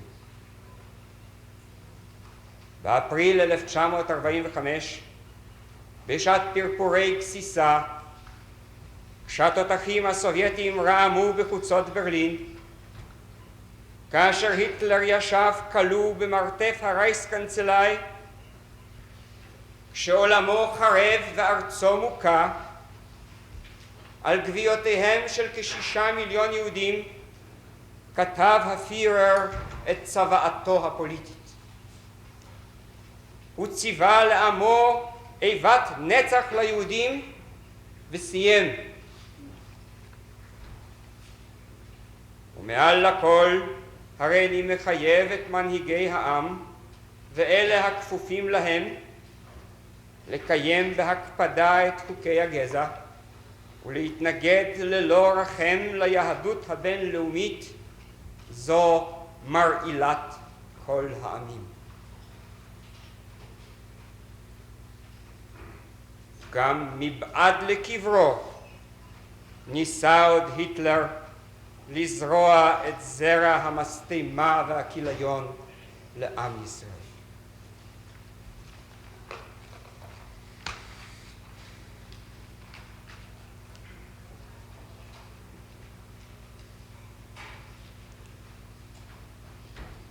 רדיפת היהודים בגרמניה הנאצית ובארצות כיבושיה וגרורותיה היו חלק מהמדיניות הרשמית של המדינה ושל המפלגה. לכך נוצלו המכשירים הרשמיים של הרייך, כולל משרד החוץ, משרד התעמולה ואף הצבא. אולם הכלים הראשיים שהקימו המפלגה והמשטר הנאציים להשתלטותם על גרמניה ולהטלת משטר אימים על ארצות הכיבוש היו 3 ארגונים פושעים: האס-אס, ה-SD והגסטאפו, שאדולף אייכמן השתייך לשלושתם. בראשית דרכה ב-1921 הקימה המפלגה הנציונל סוציאליסטית את גדודי הסער, ה-SA. זו הייתה הזרוע המבצעת של מנגנון תעמולה. אלה היו מפיצי רעיון מרחב המחיה. מתוכם יצאו הבריונים שחיפשו קרבות רחוב והתכתשויות בבתי מרזח. עם תפיסת השלטון על ידי הנאצים שימשו אלה גם לדיכוי מתנגדים ולכליאתם במחנות הריכוז. ב-1925 הוקמה יחידת SS כיחידה מובחרת של ה-SA. מטרתה הראשונה, הפורמלית, הייתה להוות משמר אישי להיטלר ולמנהיגים האחרים, אך עד מהרה הפך ה-SS למכשיר של השתלטות גמורה על המפלגה, לאחר מכן על הרייך, ולבסוף על כל אירופה הכבושה. ה-SS היה מסדר וארגון בעל תכלית מכוונת. ראשו היינריך הימלר בנהו בכוונה כך שיהווה אגרוף המחץ בו יוכה כל מתנגד ויוכרע כל מתקומם. לפיכך רק אנשים נבחרים נתקבלו לשרת באותו ארגון. זאת הייתה העידית שבעידית. כשנתמנה הימלר לרייכספירר SS, דהיינו למנהיגו, מנה אותו ארגון רק 280 איש. עם פרוץ המלחמה הוא מנה כ250,000 חברים, מאומנים אימון צבאי, מאוגדים ומאורגנים ביחידות דוגמת הצבא. לאחר מכן הקים הימלר את הוואפן SS, ה-SS החמוש, כיחידות צבא מובחרות, משקל נגדי לצבא הגרמני הכללי, אם האחרון יראה אי פעם סימני היסוס בנאמנותו כלפי הפירר. כך הקים הימלר ארגון אדיר כוח שחלש על צבא משלו, על אוצרות נשק ותחמושת, על כלכלה עצמאית, ושהיה לו אפילו שיפוט נפרד ודינים משלו. אלה היו הנאמנים שבנאמנים, שהיו צריכים להבטיח את שלטון האליל היטלר והימלר כהנו הגדול.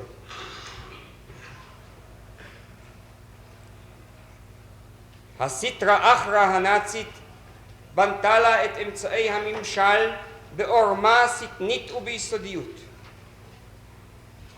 הוקם ארגון מפלגתי פנימי, שירות הביטחון, Sicherheitsdienst des Reichsführer SS, או בקיצור ה-SD. כלפי חוץ נאמר שיהיה זה המוח של המפלגה והמדינה. אחת מהרה הפך שירות זה לארגון ריגול ובילוש פנימי שלא בחל בכל אמצעי. היידריך מקימו ומפקדו טען תמיד צריך לדעת על בני אדם ככל שאפשר יותר. לפיכך הוקמה רשת ביון ומודיעין מפלגתית שהיו לה אנשי אימון ולויטה, סוכנים, הלויטה, ספקי ידיעות, זאת לויטה, משרתים, הלויטה, מודיעין בלתי מהימנים ולויטה.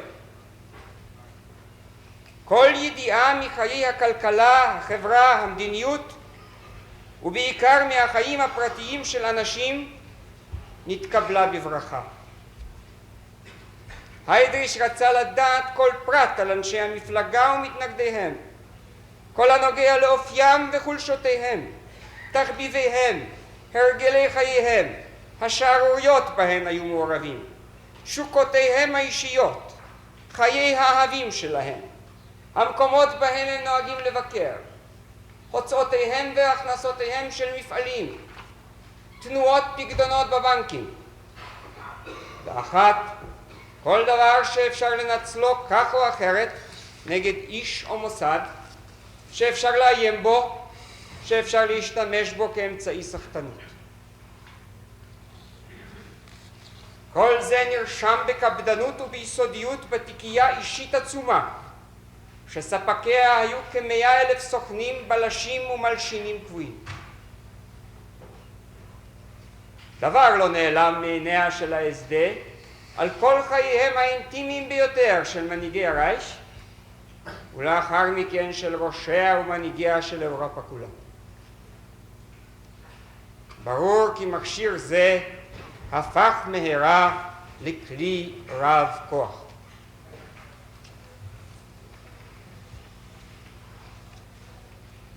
עם העלייה לשלטון הייתה ההתנגשות בין ה-SS וה-SA לבלתי נמנע. משהכריז היטלר על שני עמודי תווך בשלטונו, המדינה והמפלגה, ברור היה כי רק אחד משני הגופים המפלגתיים יוכל להוות את משענת היסוד של העמוד המפלגתי. הימלר לא התקשה להתגבר על ה-SA, בא הטיהור המפורסם בשנת 1934, בו הוצאו ראשיו להורג. שלטונו של הימלר על המפלגה הושלם.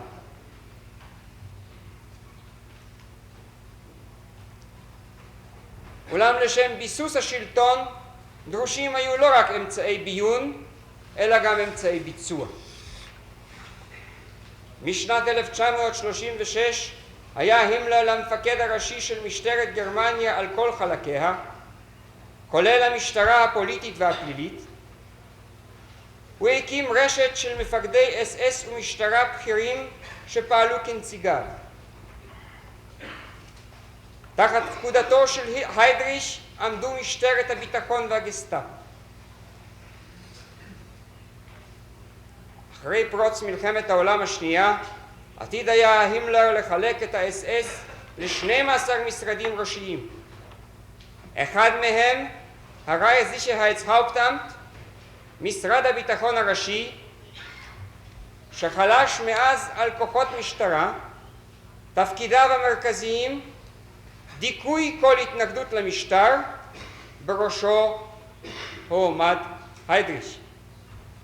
מחלקה 4 הייתה הגסטאפו, בראשה מילר. בתוכה 4B4, המחלקה היהודית, בראשה אדולף אייכמן.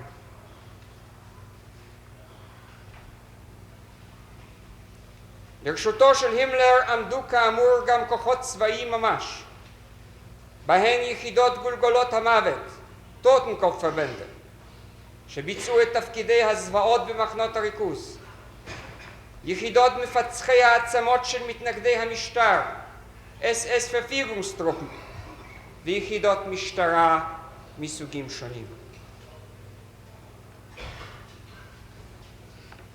ה-SS התפרס והתפתח לגוף עצמאי, נבדל ונפרד, שחלש על כל מערכת העצבים של גרמניה הנאצית. הוא היה ממש מדינה בתוך מדינה, בלתי תלוי, בעל תפקיד מרכזי ומכריע. כל מתנגדיו במאבק על כוח ועל השפעה ברייך סופם לנחול אכזבה ומפח נפש. היטלר תמיד תמך בהיינריש הנאמן שלו. רק לעתים נראה כי גם הימלר עצמו נזהר מפגוע בצבא הלוחם, וצריך היה להתפשר ולוותר למרשלים ולגנרלים של הוורמאכט, שרבים בזו לו בליבם ואף לא הסכימו שיישא את התואר גנרל. אך אף מבוקשו זה ניתן לו ב-1944 כשנתמנה למפקד עליון של צבאות המילואים, הארזצהר. בית הדין הצבאי הבינלאומי בנירנברג, אשר קביעתו בנידון מחייבת לפי החוק שלנו, אמר את הדברים הבאים בפסק דינו. אני מצטט.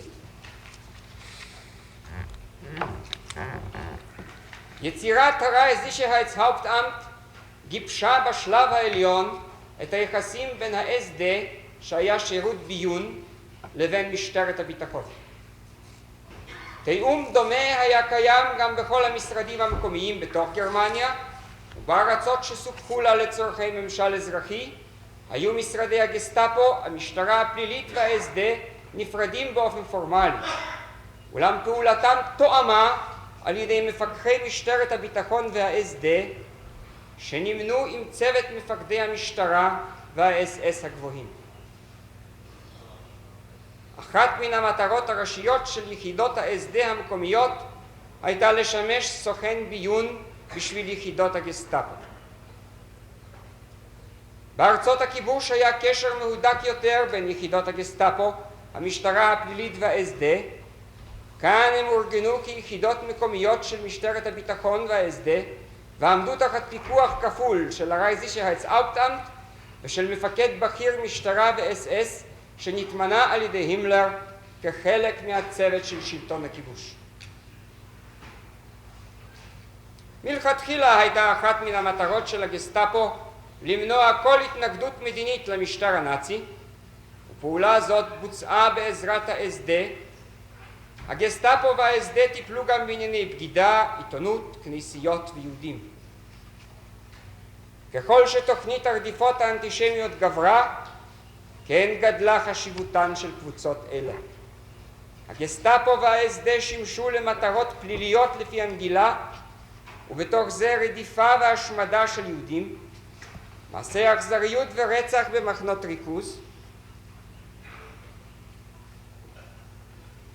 מעשי זוועה במנהל ארצות הכיבוש, בהנהגת תוכנית עבודת עבדים ועינוי ורצח של שבויי מלחמה.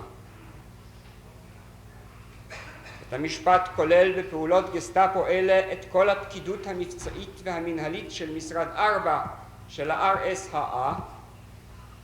בית המשפט מכריז כפלילי במובנה של המגילה את הקבוצה הנ"ל של האנשים בגסטאפו וב-SD שהיו או נשארו חברים באותו גוף לאחר שידעו כי הללו משמשים לביצוע מעשים פליליים כנ"ל לפי סעיף 6 של המגילה, או שהיו מעורבים אישית בביצוע פשעים כאלה.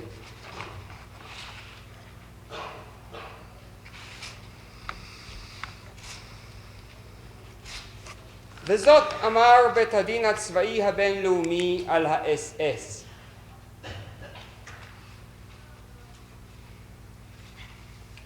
ה-SS היה שותף כולל בפשעי מלחמה ובפשעים נגד האנושות. ל-SS היה תפקיד חשוב במיוחד ברדיפת היהודים. אין כל אפשרות להצביע על יחידה כלשהי של ה-SS שלא עסקה בפעולות הפליליות. ה-SS הכללי היה שותף פעיל ברדיפת היהודים, ממנו באו שומרי מחנות הריכוז. יחידות ה-SS החמוש היו מעורבים ישירות בהריגת שבויי מלחמה ובמעשי הזוועות בארצות הכיבוש. הם סיפקו את כוח האדם לעוצבות המבצע, ה-Einsatzgruppen. הם פקדו על יחידות המשמר במחנות הריכוז, אחרי שהללו קיבלו לתוכם את הטוטנקופף, שהיה תחילה ממונה על מערכת זאת. יחידות שונות של משטרת ה-SS השתתפו באופן נרחב במעשי האכזריות בארצות הכיבוש וההשמדה של היהודים שם. המשרד הראשי של ה-SS פיקח על פעולות כל היחידות הללו, והיה אחראי לתוכניות המיוחדות כמו ניסויים בבני אדם ופתרון הסופי של בעיית היהודים. בית הדין כולל ב-SS לעניין זה את כל האנשים שנתקבלו רשמית כחברים, כולל חברי ה-SS הכללי, חברי ה-SS החמוש, חברי ה-SS טוטנקופף, וכן יחידות משטרה חברות ב-SS.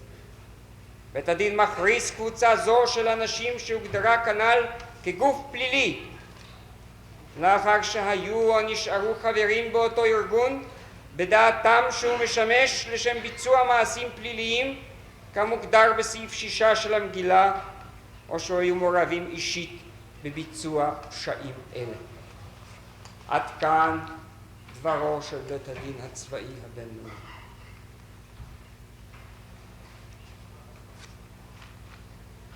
ה-SS הקים מחנות ריכוז, עבודה והשמדה. ארגון זה שהוקע בפסק דין נירנברג היווה למעשה שותפות עצומה לביצוע פשעים וזוועות ללא תקדים.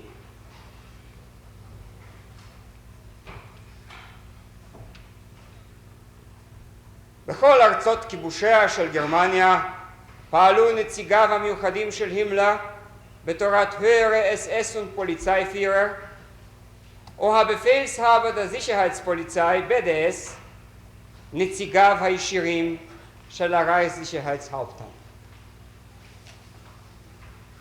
להלכה היו הללו רק נספחים לשלטון הכיבוש הסדיר, אך למעשה פעלו מכוח עצמם וקיימו כפיפות רק למראית עין לשלטונות הכיבוש. דבר זה נבע גם מעצם אופיו של משטר דיקטטורי שיש בו תמיד כוח עצום למשטרה ובפרט למשטרה החשאית, וגם מהמצב הצבאי בארצות הכיבוש בו השתמש המשטר בכוחות אלה לדיכוי כל התנגדות ולחיזוק מוסדות השלטון המשטרתי. לפיכך חלש משרד הביטחון הראשי של הרייך באמצעות מפקדי המשטרה על כל אירופה הכבושה.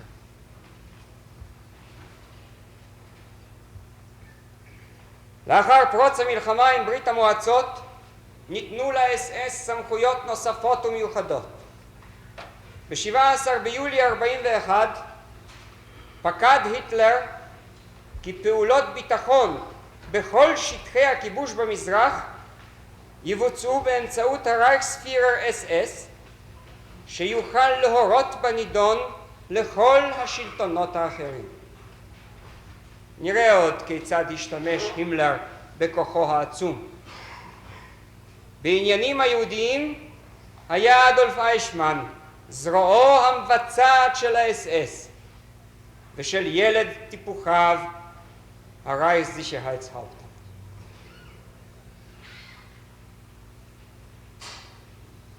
ואומנם נמצא אחר כך את הוראתו של רוזנברג, המיניסטר לשטחי הכיבוש במזרח לאמור, אני מצטט: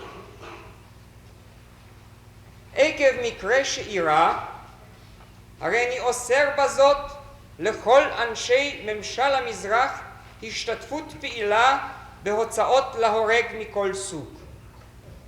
ביצוע הוצאות להורג ובפרט השמדת היהודים הרי הוא מתפקידה של משטרת הביטחון ושל ה-SD.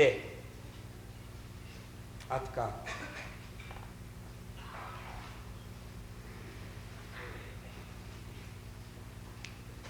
אמצעי הדיכוי הראשון והראשי של ה-SS היו מחנות הריכוז.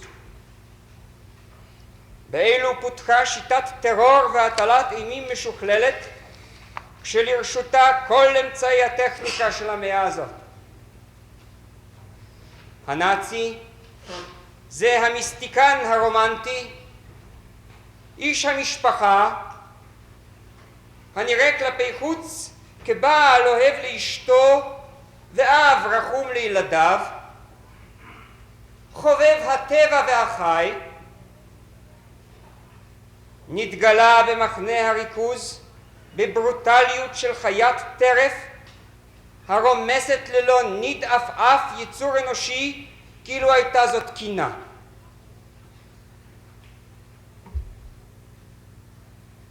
אחד הפרקים המזעזעים ביותר בסיפורו של רודולף הס, מפקד אושוויץ, הוא אותו חלק בו הוא מתאר את חיי המשפחה השלווים שלו, בביתו הפרטי, את חינוכו לבניו, את רגשותיו לאשתו, כשכל אלה קוימו ממש מעבר לגדר המחושמלת של מחנה ההשמדה היום, בו הורעלו והומתו מדי יום ביומו בין 5,000 ל10,000 אנשים ולעיתים יותר.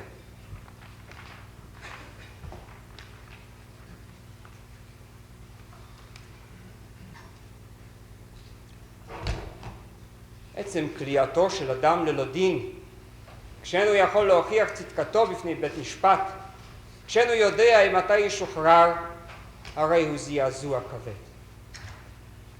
אם נוסיף לכך משטר של השפלה, עבודת פרך, מכות, הצלפות מגלב, עינויים ותליות, נבין את הכוח הדיכוי האיום שהיה למחנה הריכוז הנאצי. הגסטאפו למד נוסף לכך את הדרך לנצל כל חולשות האדם. הם למדו כי הרעב והעינויים בכוחם לשבור כעבור זמן גם אנשים חזקים. כי על ידי מערכת דיכוי והשפלה אפשר להרחיק צלם אלוהים מעל אדם ולהותיר יצור כהי חושים, אוטומט, אשר ימלא הוראות, יעשה כמצווה, אפילו כשמצווים עליו לכרות את קברו הוא.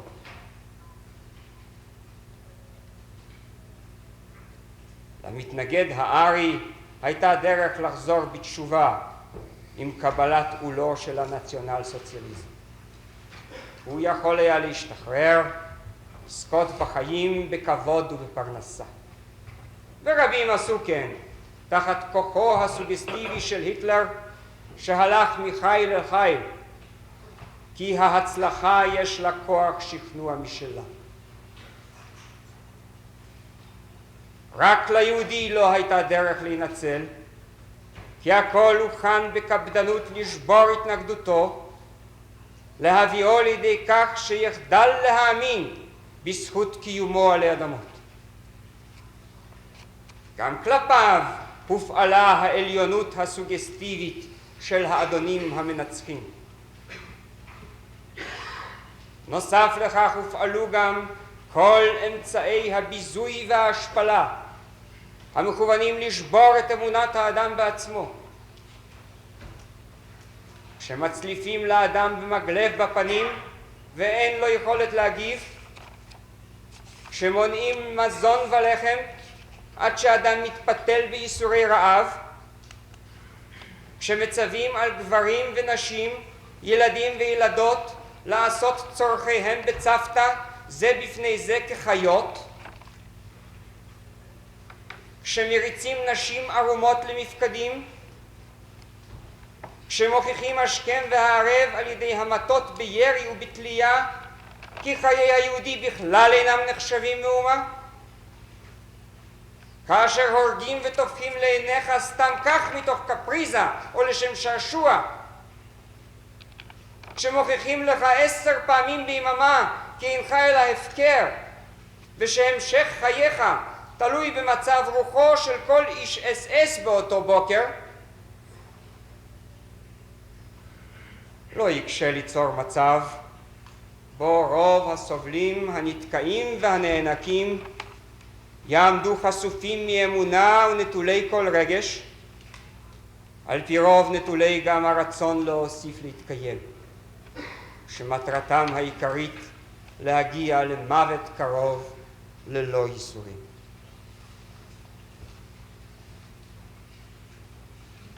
האסיר במחנה הריכוז הובא לבסוף לידי כך שחדל כמעט להבחין בין טוב לרע.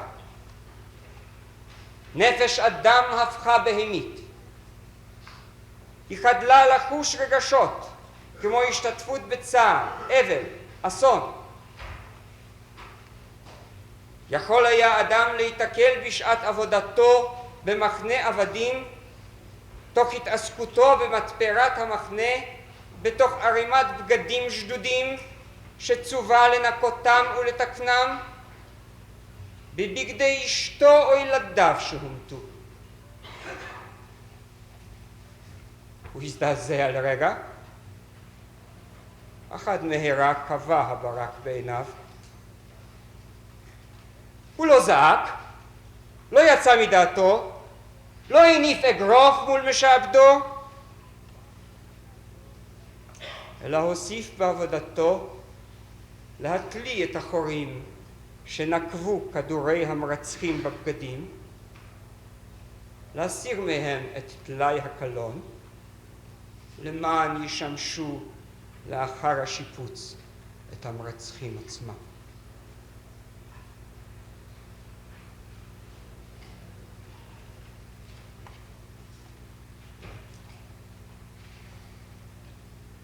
שהגסטאפו היטיבו להכיר את כל העמים הכבושים וניסו ללבות את השנאה ליהודים בכל מקום אליו הגיעו.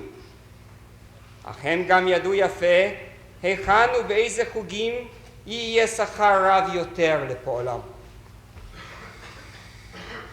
מלאכת השיסוי לפוגרומים נגד יהודים נעשתה בדרך כלל בארצות הכיבוש במזרח אירופה ובארצות הבלטיות, שם יכלו לסמוך על האנטישמיות הגסה שהייתה רווחת בחוגים שונים, לתת לה בסיס מדעי ותמיכה רשמית למעשי רצח ושוד.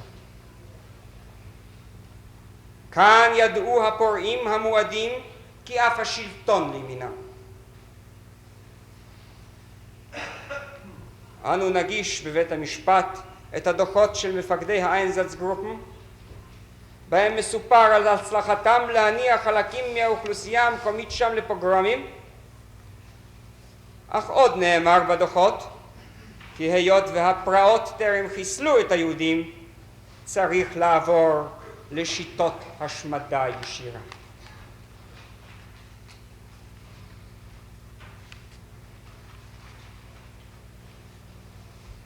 אנשי הגסטאפו ידעו גם כי רצון הקיום הוא אינסטינקט ראשוני. לפיכך טיפחו גם אותו לשירותם. מי שהביאו את כל קורבנותיהם עד דקה, בחרו במספר מהם לתפקידים מיוחדים, או העניקו להם סמכויות למראית עין. תוכנית ההשמדה הכוללת נשמרה בסוד, לכן אפשר היה לומר בצנעה, במפורש או ברמז, למספר אנשים כי הם לא ינסקו אם ימלאו הוראות או אם ילשינו, וכי הממלא את התפקיד שצווה תישאר לו נפשו ונפש משפחתו לשלל. היה זה בכלל אמצעי מקובל להשתמש נגד הקורבן בבני עמו הוא. נגיש לכם הוראות של הגסטאפו כי ביצוע תליות במחנות ריכוז יש לעשות על ידי אסירים אחרים מבני עמם של הנתלים, ולהעניק לתליינים 3 סיגריות בשכר פועלם.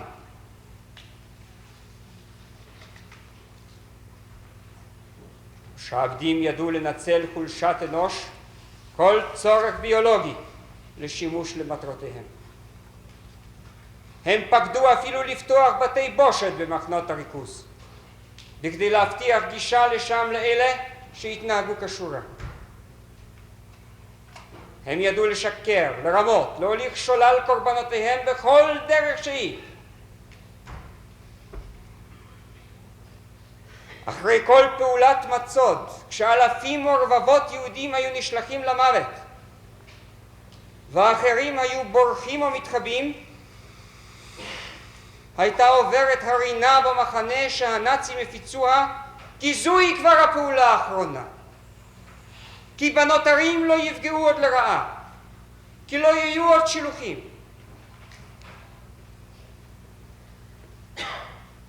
ואנשים רבים, אשר זה דרכם להיאחז בתקווה כלשהי, או כאלה שלא יכלו או לא רצו להאמין, כי אמנם גורל כל היהודים נחרץ, או כאלה שעייפה כבר נפשם להורגים, מרעב, ייסורים ועינוי, היו מציצים בחשאי, יוצאים ממקומות מחבואם, חוזרים מהיערות, רק בכדי להילכד בכף רדפיהם בפעולת מצות חדשה. הנמר שיחק עם טרפו כחפצו.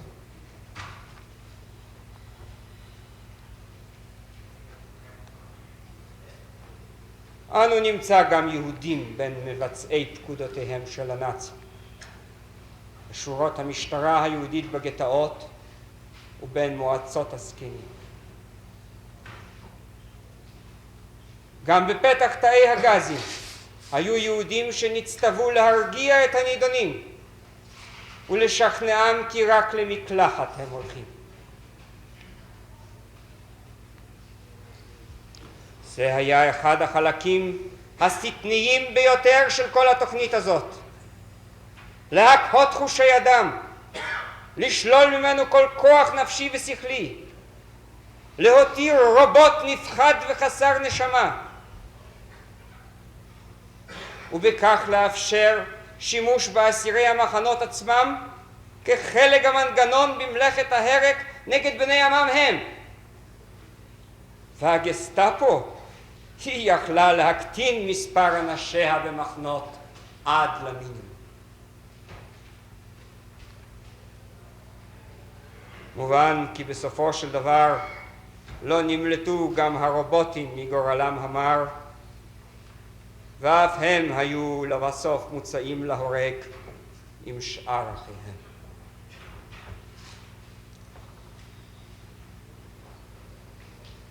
למרבה הפלא נמצא כי יהודים רבים הצליחו לשמור על צלם אלוהים גם בתנאי תופת ולא נשברו. היו גם אחרים. במשפט זה לא נדון את ממלאי הפקודות היהודים, לא את הקאפוס, לא את חברי מועצות הזקנים, יהיה יחסנו אליהם אשר יהיה. אין זה משפטם של הקורבנות, אלא משפטו של המשמיד.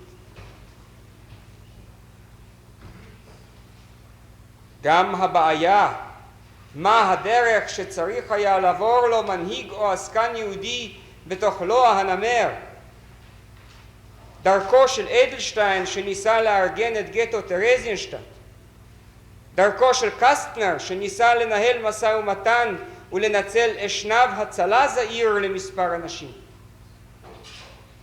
דרכו של צ'רניאקוב שבראותו כי הנאצים תובעים ממנו את יהודי ורשה למשלוח מוות הרעיל את עצמו. מחלוקת זו אין מקומה במשפט זה.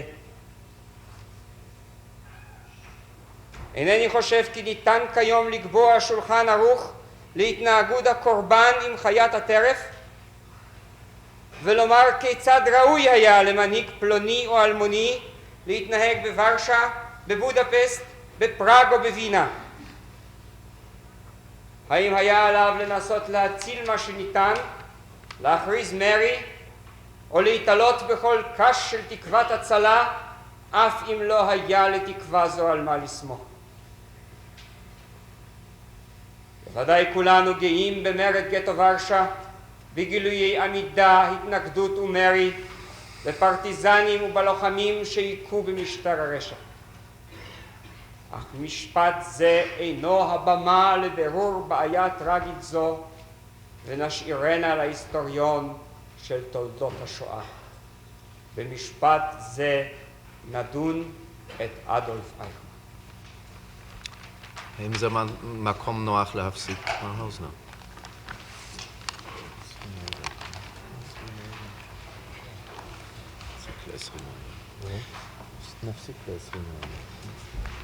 נפסיק עכשיו ל-20 דקה. בית משפט!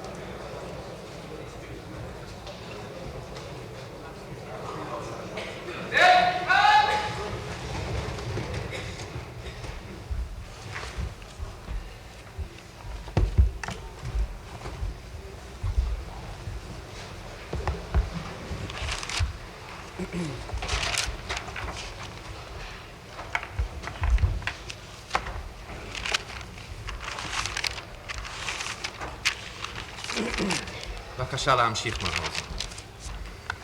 והרי מספר פרטים אישיים על איישמן. הוא נולד ב-19 למרץ 1906 בזולינגן, ועבר בילדותו עם הוריו ללינץ שבאוסטריה. לאחר שסיים לימודיו בבית ספר עממי, למד בבית ספר תיכון ובבית ספר טכני. כבר ב-1927 נמצא אותו צועד בשורות ארגון לוחמי החזית הגרמנית-אוסטרית, והחל מ-1932 חבר במפלגה הנאצית ובאס-אס. השושבין שלו לכניסה לארגון זה היה ידידו מנוער ואחר כך מפקדו ארנסט קלטנברונר, איש הדמים, שבית הדין הצבאי הבינלאומי אמר עליו כי היה לו פיקוח יעיל ופיקוד על כל פעולות הפשע של משרד הביטחון הראשי של הרייך. כניסתו של איישמן לאס-אס והצטרפותו לשורותיו הייתה כמובן על פי רצונו. גם הישארותו בהם מרצונו החופשי באו. כרבו היטלר עזב אף הוא את אוסטריה ועבר לרייך. היטלר עשה כן כי לא רצה לשרת בצבא האוסטרי. איישמן כי קסם לו כוחו העולה של הנציונל סוציאליזם בגרמניה. ב-1933 נמצא אותו מקבל אימון צבאי בשורות האס-אס בגרמניה, במחנה לשפלד ואחר כך בפסאו. ב-1934 נפגוש אותו כבר בדרגת אונטרשארפירר במחנה דכאו. זה בית הספר לכל אנשי האס-אס שסגולותיהם הבטיחו טובות. מפקדו הראשון של מחנה זה, תיאודור אייקה, קבע שם מלכתחילה את העקרונות, אני מצטט: סובלנות פירושה חולשה. מתוך הכרה זו יש לפעול ללא התחשבות כשהדבר נראה לנחוץ למען המולדת. למסיתים הפוליטיים והאינטלקטואליים, לא חשוב מאיזה צד הם באים, יש לומר כי ייזהרו, אחרת ייתפסו בגרונם ויובאו לידי השתקה. עד כאן. בדכאו עברו את כור המצרף של מעשי אלימות וזוועות רבי הטבחים של הנאצים לעתיד. שם לימדום את תורת השנאה, הכריחום להלקות אסירים ולהוציאם להורג. מצויד בניסיון זה עבר אדולף איישמן בספטמבר 1934 לשרת ב-SD, כעת כבר בדרגת סמל. שנה לאחר מכן נמצא אותו במחלקה היהודית של ה-SD, שעבדה בשיתוף פעולה הדוק עם המחלקה היהודית במשטרה החשאית הממלכתית, הגסטאפו. כבר בשנים הראשונות של פעולתו הוא פגש שם אחדים מאלה שיהיו אחר כך מעוזריו הנאמנים, ויסליצני, דנקר, האחים גינטר ואלויס ברונר. בשירותו זה הוא עסק בעיקר בשטח הביון. איישמן נשלח למזרח הקרוב והגיש דוח מפורט על נסיעתו, ואילו ויסליצני נשלח לקונגרס הציוני ה-20 לעקוב אחרי דיוניו. ב-SD הוסיף איישמן לעלות בדרגה. הוא הגיע לקצונה ב-1937. אז נפגוש אותו בלוויית שושבינו השני, יוליוס שטריישר הידוע לשמצה, שבית הדין הצבאי הבינלאומי הוקיעו כמסית ומשסה לרצח ולהשמדה. שטריישר ועוזריו קרבו את איישמן והביאו לכנס המפלגה הנאצית בנירנברג בשנת 1937. שם הופגש עם כל אלה מבני חוץ לארץ המייחלים לניצחון הנאצים, ושם קשר קשרים עם ראשי התעמולה האנטישמית. עם כיבוש אוסטריה במרץ 1938 נשלח איישמן בחזרה לארץ בה גדל. אז היה כבר מקובל כמומחה ובעל ניסיון מעשי בעניינים יהודיים. וינה הייתה בית ספרו העצמאי הראשון של אדולף איישמן. פה פעל לראשונה כאחראי ומארגן. אז התרכזה מדיניות הנאצים בכפיית היהודים להגירה, ואיישמן התמסר למשימה זו בלב הנפש, עד שכעבור זמן קצר הועלה פועלו בפני שרי הרייך כאות ומופת לדרך בה ניתן לסלק יהודים. בווינה אורגן הדבר בשיטת הסרט הנע. נכנס אדם למשרד, והוא עוד אזרח, בעל בעמיו, בעל משרה, מקום מגורים ורכוש, ולאחר שעבר את כל אשנבי הטיפול, יצא מהגר, שרכושו נלקח, בחלקו הופקע, בחלקו הושקע לפי פקודת השלטון במטבע חסום שערכו מועט, כשדירתו כבר רשומה להפקעה, כשאין לו עוד מקום עבודה, כשבניו אינם עוד תלמידים בבתי ספר, וכל מה שבידו הרי היא תעודת מסע עם הסימון יהודי, המקנה לו זכות לצאת את אוסטריה תאריך מסוים שלא על מנת לחזור.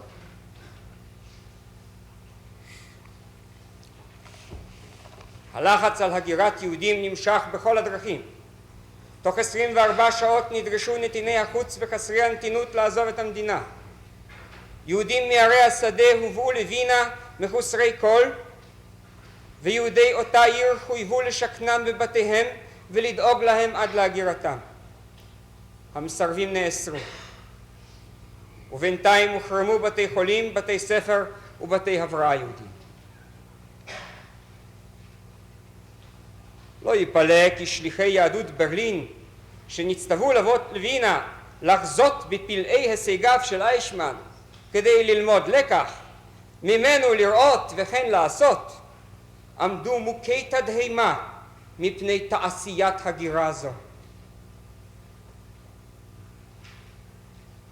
החל מראשית 1939 הועתקה שיטת איישמן להגירת גירוש יהודית גם למשרד הרשות המרכזית של גרמניה להגירת יהודים שהוקמה בברלין, וגם למשרד שהוקם בפראג עם כניסת הגרמנים לשם. הזכרתי כבר כי בספטמבר 39 איחד הימלר את משטרת הביטחון הממלכתית סיפו עם שירותי המודיעין המפלגתי SD. סמוך לזמן זה חזר אף הנאשם לברלין ונתמנה לראש הרשות המרכזית להגירת יהודים, תפקיד שלהלכה מילאו היידריש, אף שהנאשם פעל בו כבר קודם לכן. נביא ראיות על שיטות עבודתו בווינה ובפראג, על טיפולו ודיבורו עם יהודים לפי מיטב מסורת ההפכפכנות הנאצית. היו אלה דיכוי, טרור והפחדה, ביחד עם העמדת פנים ויצירת רושם במתכוון שהשד אולי אינו נורא כל כך, שאפשר אולי איכשהו להסתדר איתו, לשאת ולתת איתו, ואפילו לשמוע לעתים נימה מנומסת. מצד אחד, סטירת לחי לדוקטור לוינהרץ מראשי קהילת וינה בפגישתם הראשונה, גערת עריצים כלפי שטל מראשי קהילת ברלין ב-1939 בנוסח אלוף שכמוך, שק צועה שכמוך, כבר מזמן לא ישבת במחנה ריכוז. דיבורו כלפי סקן היהודים שבשטין בברטיסלבה, שהעיז להציע לו סיגרה והוא שאג weg mit dem Zeug, הלאה עם החפץ הזה. כל אלה בצדם של העמדת פנים כי הוא מתעניין בבעיות יהודיות, והיענותו למשאלות מסוימות על פי רוב בעניינים של מב"ח.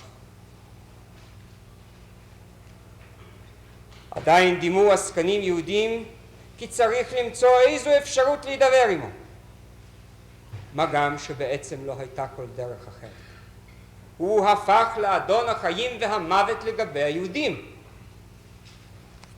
עוד רחוקה הדרך למשרפות אושוויץ ולדיכוי הברוטלי של יהדות הונגריה, כשאדולף אייכמן זה העז לומר לברון פון פרוידיגר, מאציליה ומנהיגיה של יהדות בודפסט, שבא להתחנן על נפש היהודים, Ich werde mit ihnen Schlitten fahren. אני אעשה ממך עגלת חורף לרכיבה. אך אייכמן כבר נמצא בדרך לייעודו. הוא המפקד, המוציא והמביא, למעשה אדונם של היהודים ושליט גורלם, כפי שיתברר לכם מכל הדינים וחשבונות של קהילות וינה ופראג שנגיש לכם. בינתיים זיכתה אותו הצלחתו ברדיפת היהודים ביתר סמכויות ובעלייה בדרגה. בסוף 1939 נפגוש את אייכמן בברלין.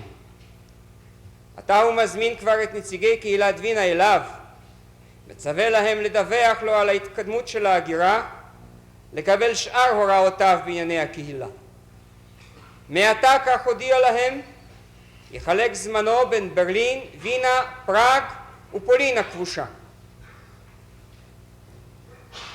באותה שעה, תודות לניסיונו בהכירת אוכלוסין, נתמנה נוסף לתפקידיו בענייני היהודים, לאחראי ומבצע הגירוש העצום של אוכלוסייה יהודית ופולנית מאזוריה המזרחיים של פולין שסופחו לרייך, ובהם אזור הוורטגאו, שלזיה העילית, שטח הפרוזדור הפולני והעיר גדיינסק.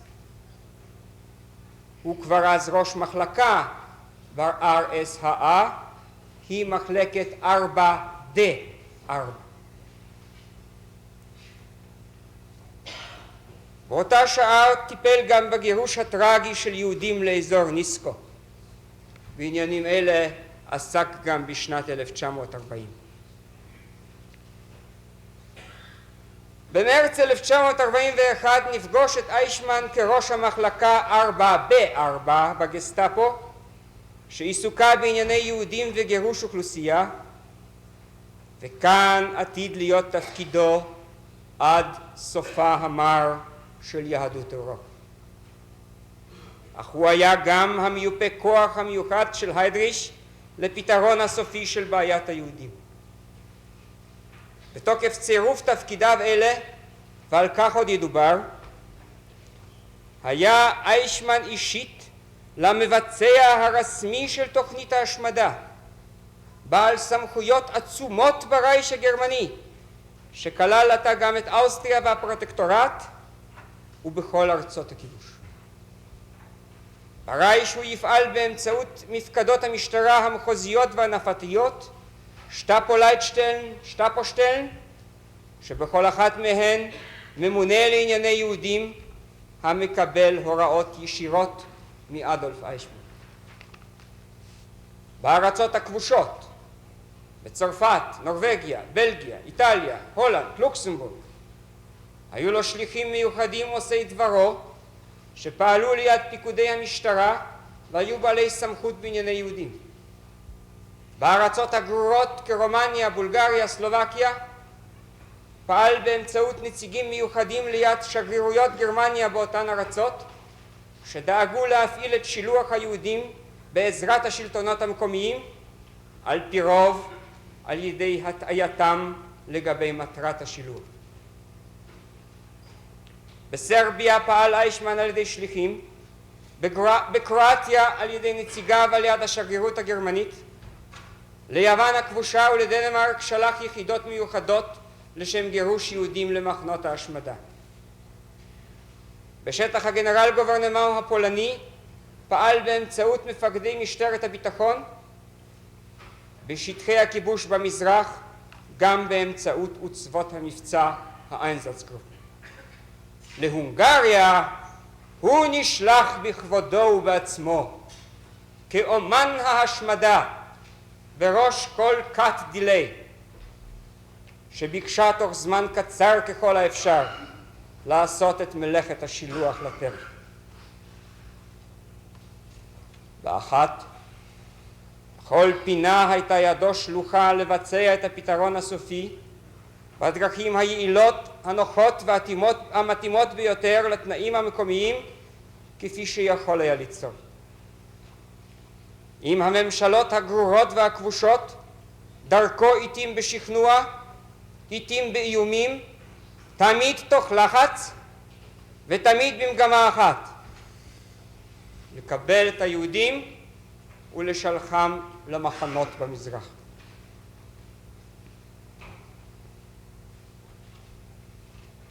הייתה לו שליטה בגטאות ובמחנות ההשמדה. מעמדו ברייכסיcherheitshauptamt היה מיוחד במינו.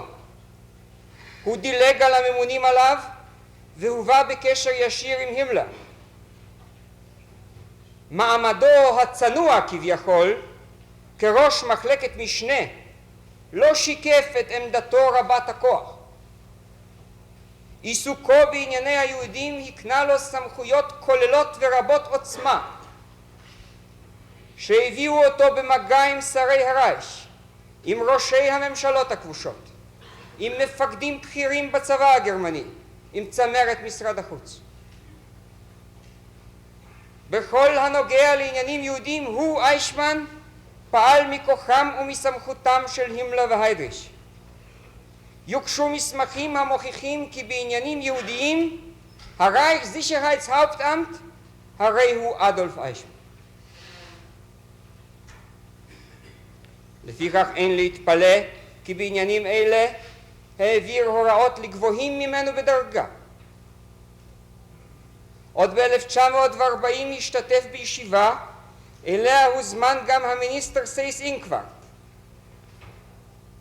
סמכויותיו וכוחו עלו מדי פעם, על אף מעמדו הפורמלי הבלתי בולט, כפי שהעיד עליו עוזרו ויסליצני.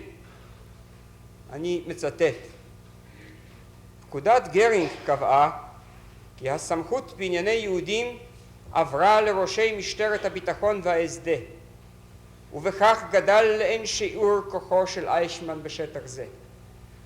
הוא יכול היה על סמך פקודה זו, שלפי זיכרוני ניתנה בקיץ 41, לבטל ולהתגבר על כל שאר המיניסטרים ומוסדות השלטון.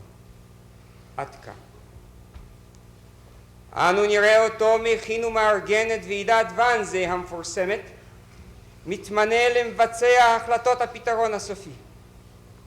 אנו נראה את איישמן פועל בשמו של הימלר ומורה על הוצאות להורג במחנות ריכוז.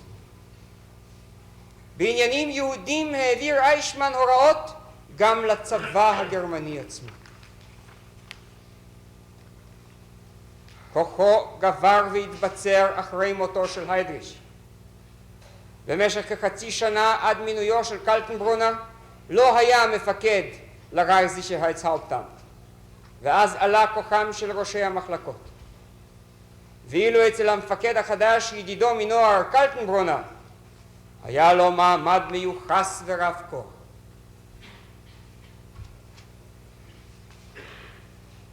פרטים על פועלו במלאכת ההשמדה אשמיע באוזני בית המשפט כשאעמוד ביתר פירוט על מעשה האימים. כעת אזכיר רק כי באוקטובר 1941 המליץ ראש המחלקה האישית ב-SS להעלותו לדרגת אוברשטורמבנפירר בדברים הבאים. אני מצטט: הריני מציע העלאה זו על יסוד השירותים הטובים במיוחד של איישמן, אשר כבר בתורת ראש הרשות המרכזית להגירה יהודית הגיע להישגים מצוינים לסילוק יהודים מאוסטריה. עקב עבודתו של איישמן הועבר לרשות הרייך רכוש אדיר. כך הייתה גם עבודתו של איישמן בפרוטקטורט, בה הצטיין ביוזמה מצוינת ובנוקשות הדרושה. יש להוסיף כי איישמן הוא מפקד אס-אס למופת, שפעל באוסטריה שנים רבות למען התנועה הנציונל סוציאליסטית, ועקב פעילותו הפוליטית שם הפסיד מקום עבודתו. בשעה זו מאבד איישמן בעיות חשובות של פינוי והעברת אוכלוסין. בהתחשב עם חשיבות פועלו, הריני רואה את העלאתו גם כמועילה לשירותו. עד כאן ראש המחלקה האישית ב-SS. אין צריך לומר כי ההמלצה נתקבלה. איישמן היה לאוברשטורמבנפירר. בת פועלו בהשמדה קיבל גם מספר אותות הצטיינות בשירות ה-SS. ב-1944 היה לראש המחלקה 4A4 שעסקה ביהודים ואף טיפלה בבעיות פוליטיות של כנסיות נוצריות.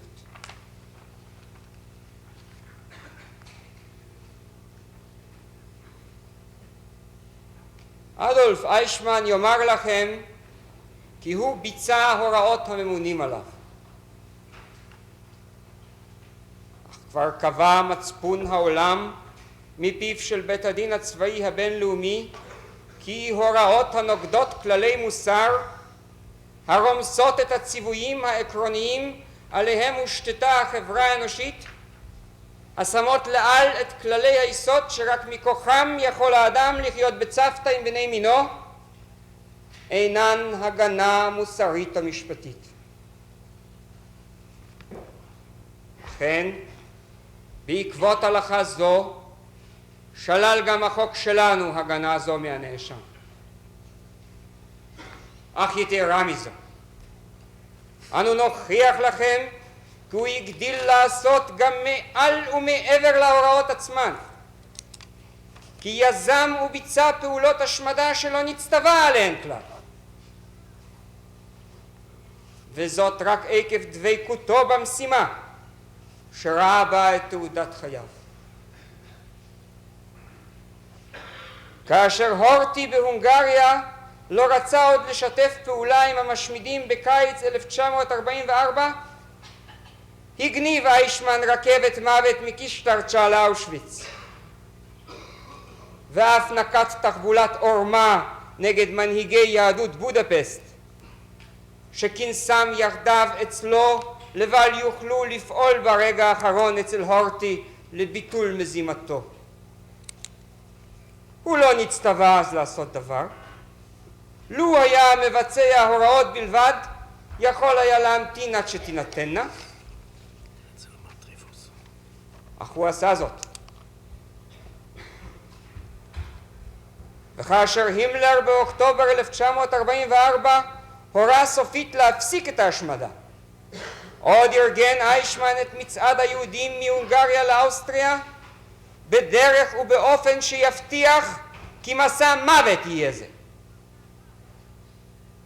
אחר כך תכנן לבצע הרעלת שארית הפליטה בטרזינשטט, ורצה בהמתתם של היהודים בכל מקום בו יכול היה להניח כפו עליהם. גם להיטותו לסכל בריחה והצלה של כל יהודי בודד, כאשר אפילו שלטונותיו היו מוכנים לאפשר לאותו אומלל לפרוץ את רשת המצוד, ואנו נוכיח לכם מקרים כאלה לעשרות. מידע עליו כעל יוזם עצמאי הלהוט להשמיד היהודים עד תום. לא נח ולא שקט עד שלא רדף לתוך תאי הגז כל קיבוץ יהודי, כל פרט, גם כאלה שלפי כל ההוראות שקיבל יכול היה להניחם בחיים.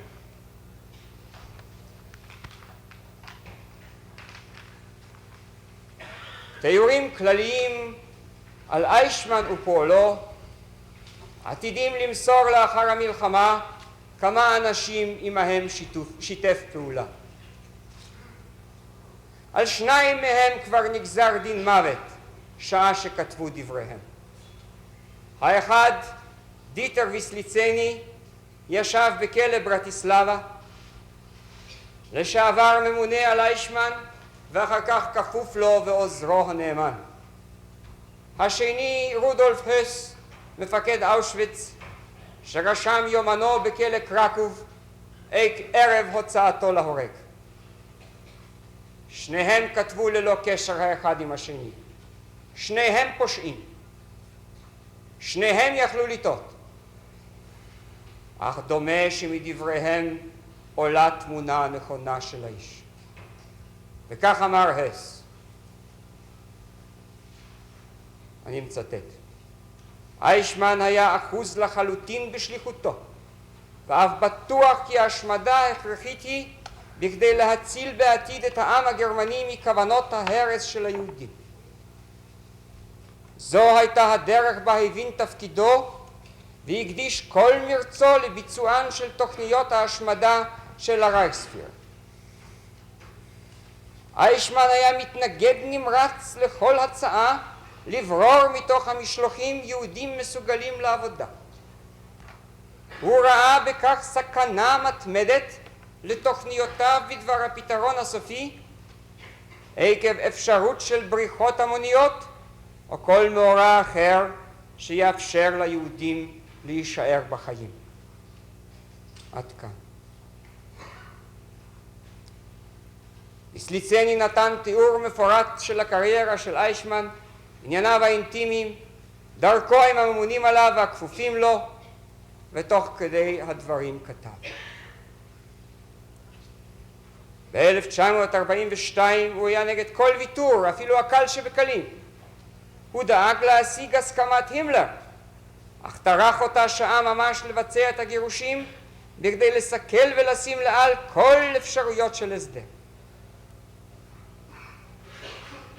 בהודעה אחרת, שנכתבה אף היא בכלא הנידונים למוות בברטיסלבה, כתב ויסליצני: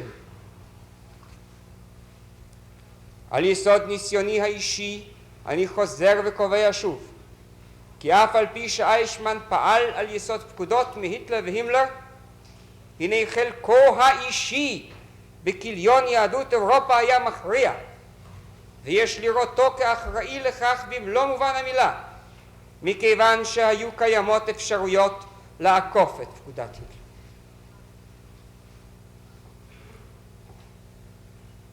איש אחר, הממונה מטעם הימלר על ניסיון הסחטנות מיהדות הונגריה בעסקה הידועה של דם תמורת סחורה,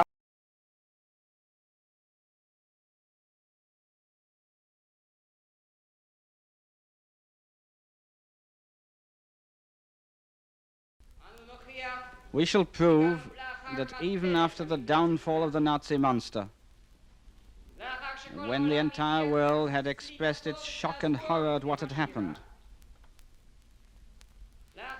when a number of the Nazi leaders themselves had begun, in panic-stricken haste and ostensible penitence, to expose and accuse one another, even then, he, Adolf Eichmann, remained faithful to his ideas and principles. He did not repent. He still believes that he did what was right and proper in destroying millions.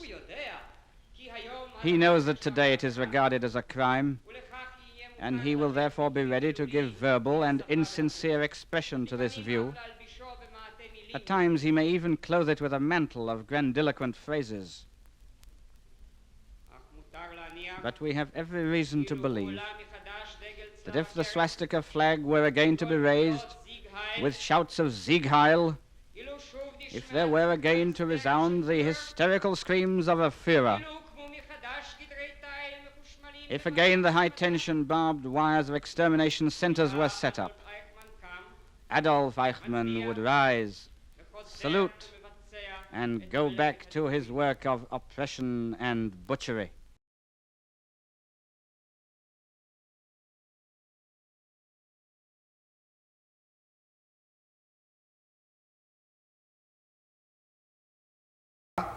על אותה פעולת רצח שהנאצים כינוה הפתרון הסופי לבעיית היהודים.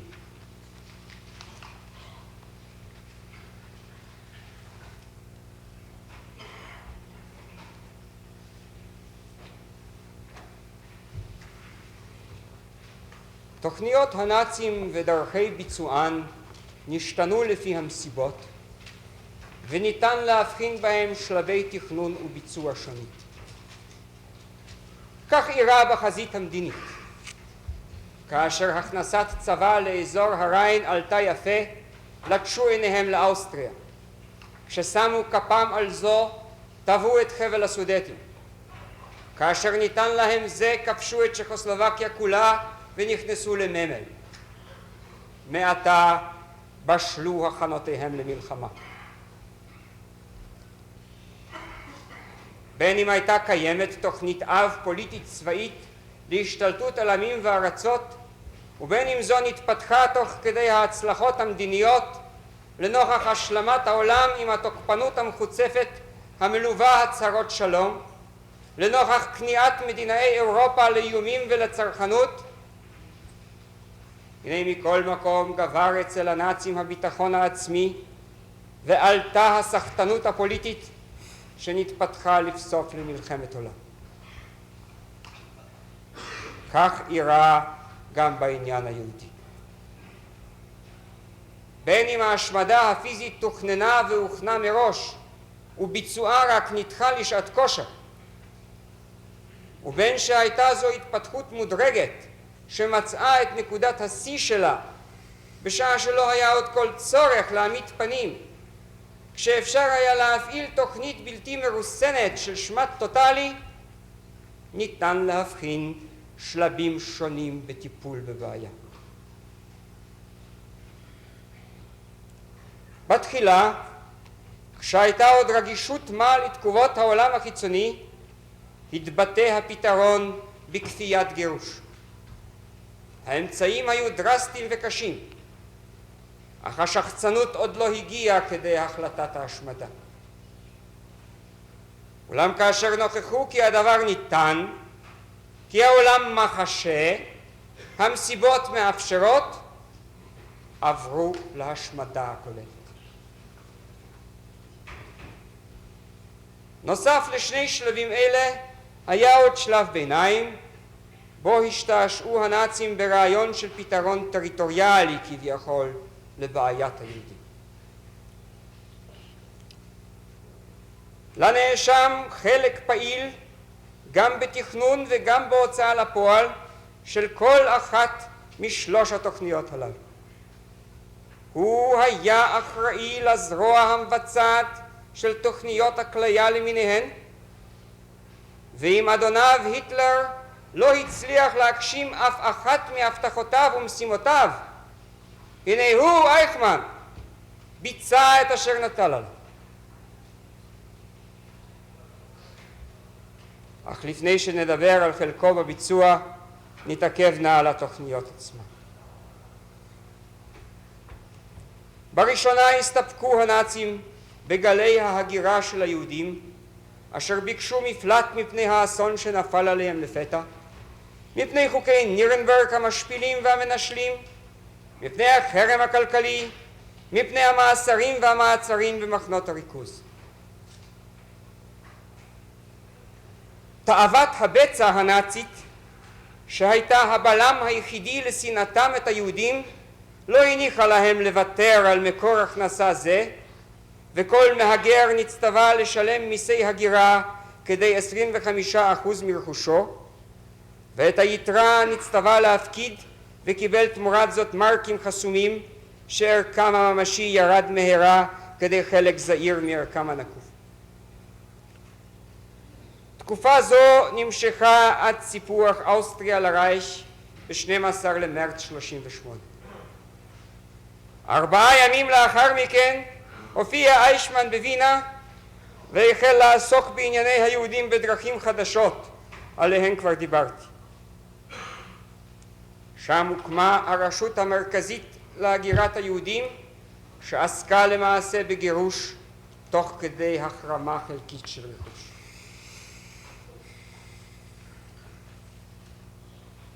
בסוף אוקטובר 38 החליטה ממשלת גרמניה הנאצית לגרש את כל התושבים היהודים אזרחי פולין לשעבר.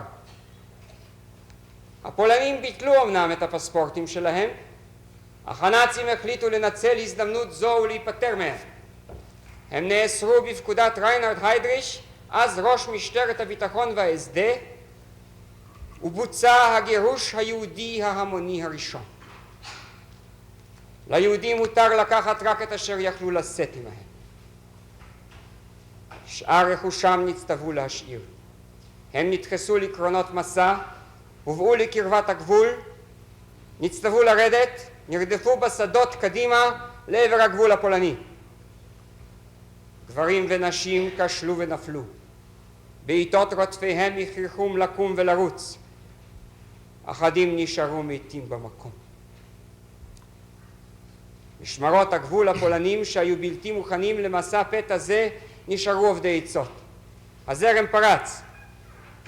הגירוש הראשון עלה יפה. בין המגורשים האומללים היה סנדלר יהודי מנדל גרינשפן. אף הוא גורש בחוסר כל עם אשתו וילדיו.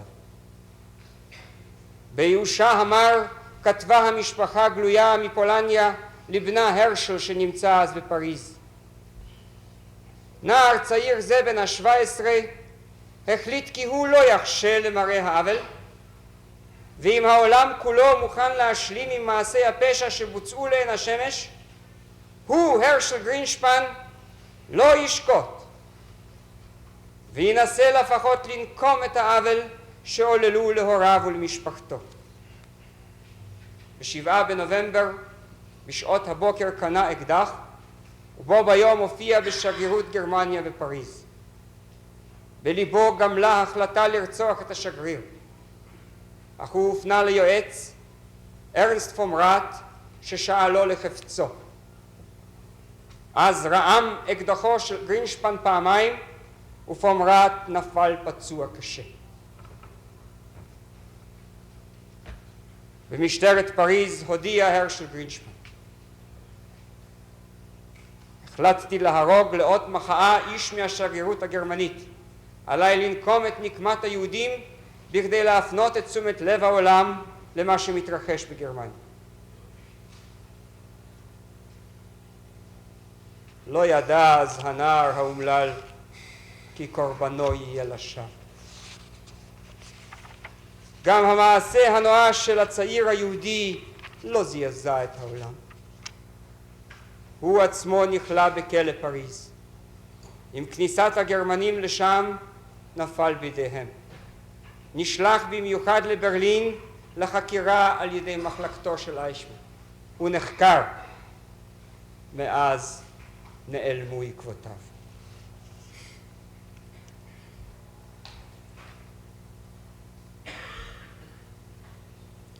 פון ראט מת מפצעיו כעבור יומיים. מיד הורה היידריש באופן דחוף לכל יחידות הגסטאפו כי עקב ההתנגשות בפון ראט, אני מצטט, יש לצפות להפגנות נגד היהודים. היידריש ציווה על כן למשטרה לשתף פעולה בארגון ההפגנות, לכוונן, להתיר הריסת רכוש יהודי ושריפת בתי כנסת, ובלבד כשאפשר יהיה להבטיח כי האש לא תתפשט לאזור הסמוך. כל רכוש הקהילות היהודיות יש להחריב. גרמניה הנאצית החזירה לאירופה שריפת בתי תפילה יהודים, שעד אז הייתה נחלתם של ימי הביניים החשוכים. אותו ליל בלהות בין ה9 ל10 לנובמבר ידוע כליל הבדולח, קריסטלנאכט. הבריונים הנאצים פרצו לדירות יהודים, שדדו, הרסו וחמסו. רבבות נכלאו במחנות ריכוז בכדי להגן עליהם מפני זעם העם כביכול. זה היה הניסיון הנאצי הראשון לכלוא בבת אחת יהודים בהמוניהם ולהתאימם את טעם מחנה הריכוז. 101 בתי כנסת נשרפו, 76 נהרסו, 7,500 בתי עסק נחרבו, וכל זה לפי דין וחשבון רסמי שהגיש היידריש לגרינג בישיבת המיניסטרים שהתקיימה בעניינים היהודיים יומיים לאחר מכן, ושפרוטוקול מלא ממנה יוגש לכם, כבוד השופטים. הנזק לחלונות ראווה בלבד עלה ל6 מיליון מרק, ואת הנוכחים בישיבה הטרידה במיוחד בעיית פיצויי הנזק שחברות הביטוח תחויבנה לשלם ליהודים. אז הוחלט בפשטות כי חברות הביטוח תשלמנה את הנזקים לאוצר הגרמני והיהודים יתקנו את הנזקים על חשבונם. גרינג קבל על כך כי רכוש רב הלך לאיבוד, וכאשר היידריש דיווח גם על 35 יהודים הרוגים, אמר גרינג, מוטב היה לו הרגתם 200 ולא השחתתם רכוש כה רב. הוחלפו הדעות על כפיית היהודים לענות עוד מיוחד, ולקראת הסוף של הישיבה אמר גרינג, אני מצטט, אמצא נוסח מתאים להוראה לפיה יחויבו היהודים כולם לשלם בתורת קנס על מעשי הפשע השפלים וכו' וכו' 1 מיליארד מרקים. זה יקה אותם, החזירים לא יבצעו כה מהר רצח שני. ובדרך כלל עליי לחזור ולומר, לא הייתי רוצה להיות כעת יהודי בגרמניה. עד כאן.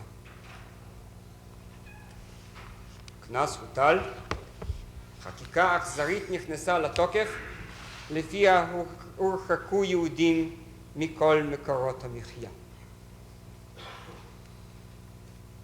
איישמן עשה בליל הבדולח בווינה, ועוד תהיה לנו הזדמנות לעקוב אחרי מעשיו שם אותה שעה. הערכתי בתיאור ישיבה מיניסטריונית זו כי מסמנת היא נקודת מפנה ושלב מכין לקראת הבאות. זאת הייתה פעולת המבחן השנייה של הנאצים כלפי היהודים. אם אפשר לעולל להם זאת בלי שהעולם יזדעזע, אפשר לצעוד הלאה לקראת הפתרון הסופי.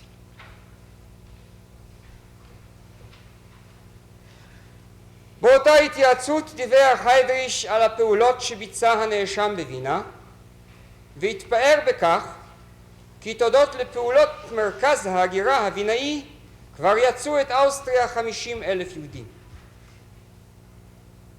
הוחלט על הקמת רשות מרכזית להגירת היהודים מכל הרייך הגרמני, ובינואר 1939 הטיל גרינג על היידריש לבצע את הדבר ולנקוט בכל הדרכים לקידום ההגירה.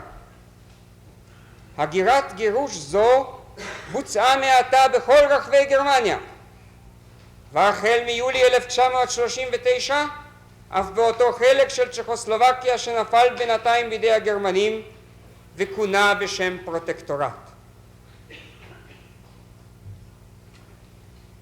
בצו המינוי מינה גרינג את היידריש, ראש שירות הביטחון ומשטרת הביטחון, לניהול המשרד המרכזי של ההגירה, ואת הכלכלן וולטט כחבר ההנהלה. כך הבטיח לעצמו גרינג כי בעוד שהיידריש ינצל להוציא את היהודים מגרמניה, ידאג וולטט לשעבר עוזרו של שחט לשוד רכושם. בדרך זו התגבר גרינג על ההיסוסים שהשמיע בגלוי בהתייעצות המיניסטרים, שעה שהעלה נימוקים פיסקליים וכלכליים נגד מדיניות ההגירה הכפויה.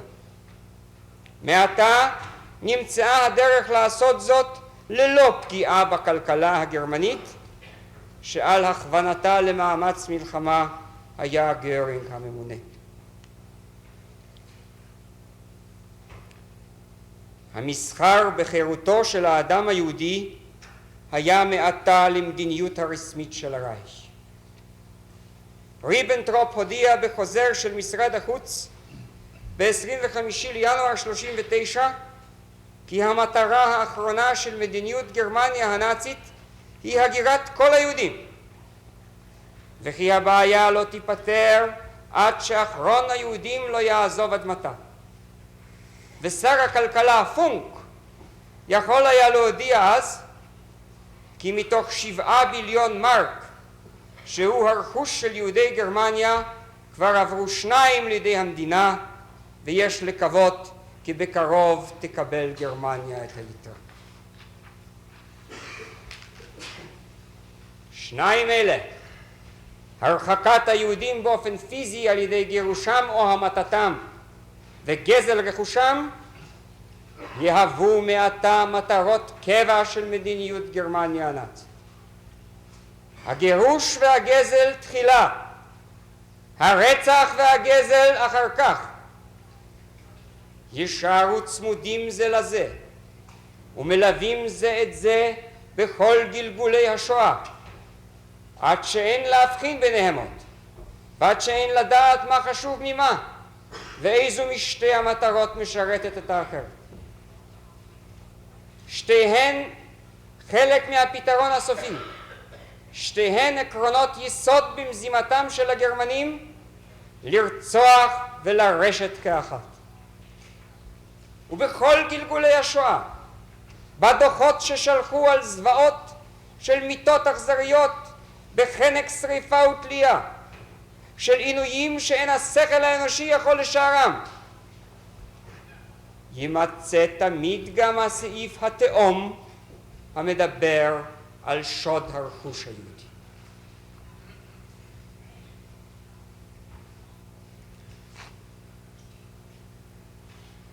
הלחץ על הגירה יהודית לא נפסק עם פרוץ המלחמה, והקו נשתנה כאמור רק כאשר נתקבלו החלטות חדשות ביחס לגורלם הפיזי של היהודים.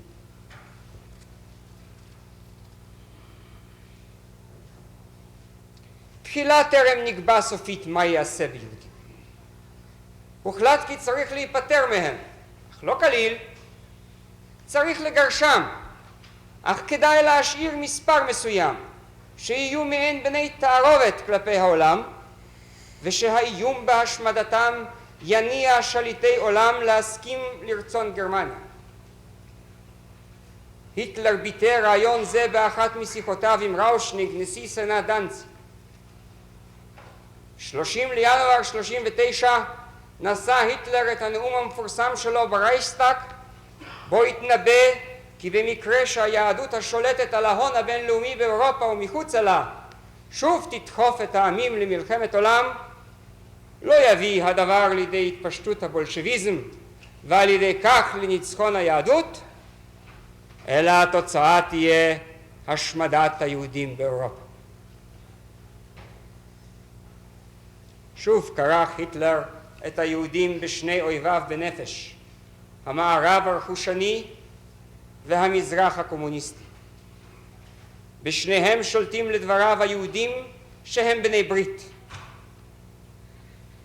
החוגים הרכושניים שואפים לפי השקפתו לניצחון הקומוניסטים כדי לזכות באמצעותם בהשתלטות היהודים. האבסורד האווילי שבטיעון זה כה בולט עד שאין טעם אף לנתחו. אך החשוב מבחינתנו הוא כי השמדת היהודים מהווה עתה אחד מגורמי המיקוח והסחטנות של היטלר כלפי העולם. היכנעו לדרישותיי ולא אוי ליהודיכם.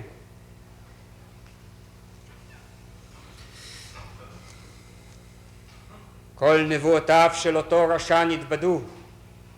הרייך בן 1000 השנים התמוטט כבניין קלפים. הסדר החדש שצריך היה להוות יסוד מוסד לציוויליזציה אנושית הפך למושג זוועות היסטורי.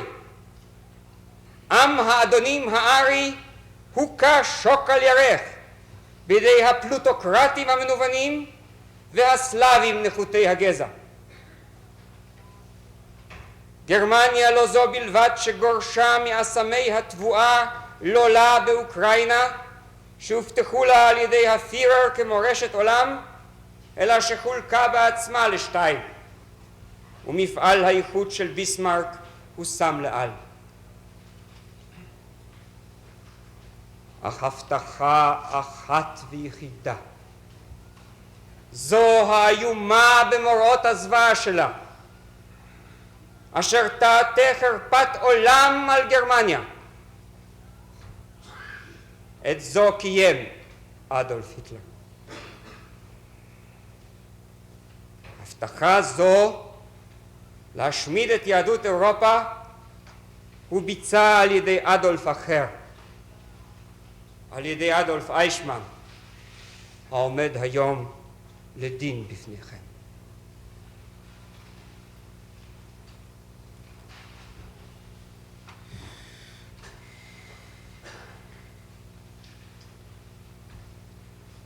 הטיפול בעניין היהודי נשאר מאז ראשית השלטון הנאצי בידי הגסטאפו והאס-אס.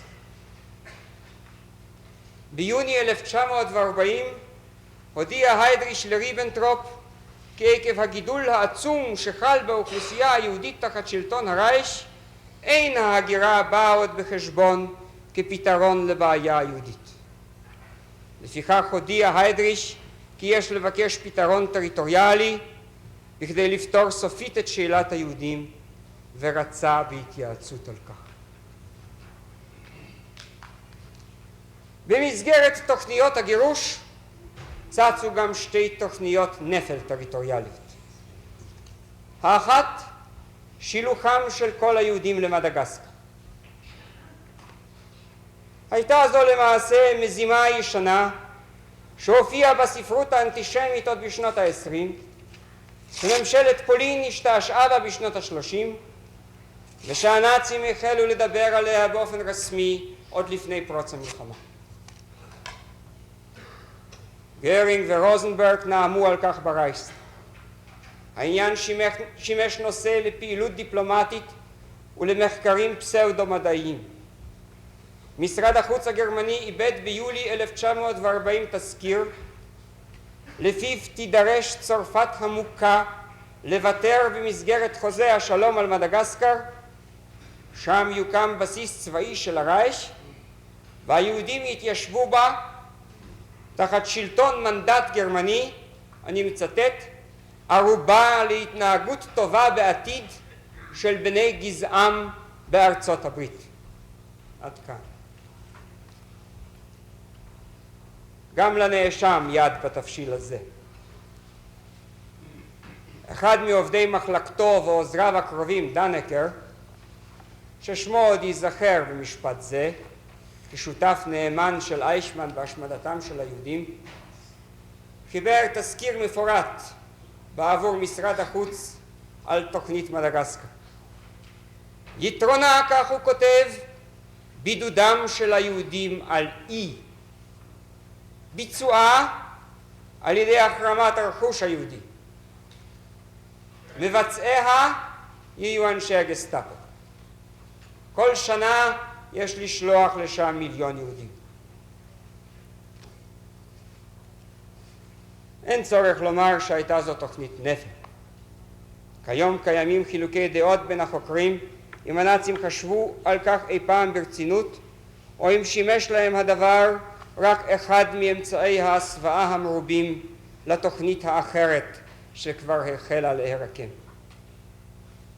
יהיה הדבר כאשר יהיה, כמעט שלא פעלו להגשמתה. לעומת זאת נעשה ניסיון להגשים ריכוז טריטוריאלי במסגרת אחרת ולכונן מאגר יהודי באזור לובלין בין הנהרות סן וביסווה.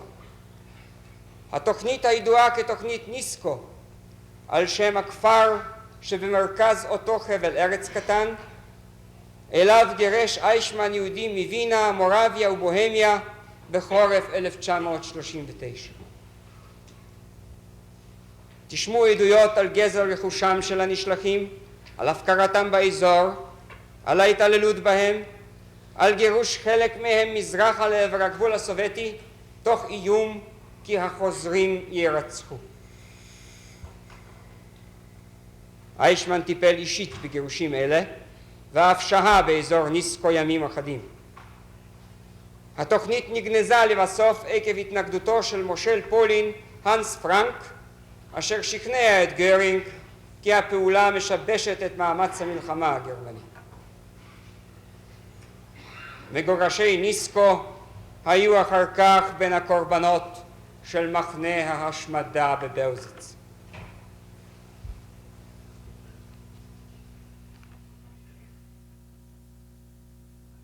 ההתקפה על ברית המועצות ב-22 ביוני 1941 וכמה חודשים לאחר מכן בדצמבר אותה שנה הצטרפות אמריקה למלחמה לצד בנות הברית היוו נקודת המפנה בתכנון ההשמדה. אמנם הדבר הוזכר במפורש גם לפני. יוגש לבית המשפט פרוטוקול הישיבה אשר כינס היידריש ב-21 לספטמבר 1939, בה השתתף איישמן בצדם של מפקדי אס-אס גבוהים אחרים, כשסוכמו דרכים לטיפול ביהודים בשטחים של פולין הכבושה. באותו יום הוציא היידריש הוראות לכל עוצבות המבצע האיינזאצגרופן של האס-אס שליוו את הצבא ואשר היוו יחידות לתפקידים ביטחוניים מיוחדים. תפקידם סומן על ידי היידריש. לאחר התראה כי כל ההוראות הן בגדר סוד חמור, הבדיל היידריש בין פתרון בעיית היהודים לזמן ארוך, וכוונתו אז הייתה כבר ללא כל ספק השמדה ממש,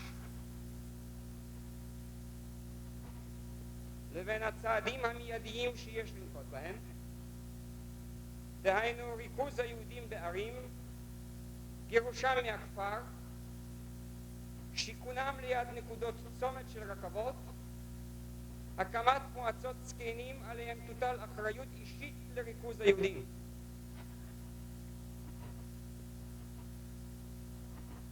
בתור תירוץ לפעולת הריכוז הציע היידריש לומר כי היהודים השתתפו בפעולות בלתי סדירות ובמעשי שוד. המרת הפקודה לעבור לריכוזים עונשה יהיה החמור ביותר. לפי הפרוטוקול הורה היידריש לדווח לו אישית על כל פסק דין נגד עבריינים באזורי הכיבוש שלא יהיה פסק דין מוות.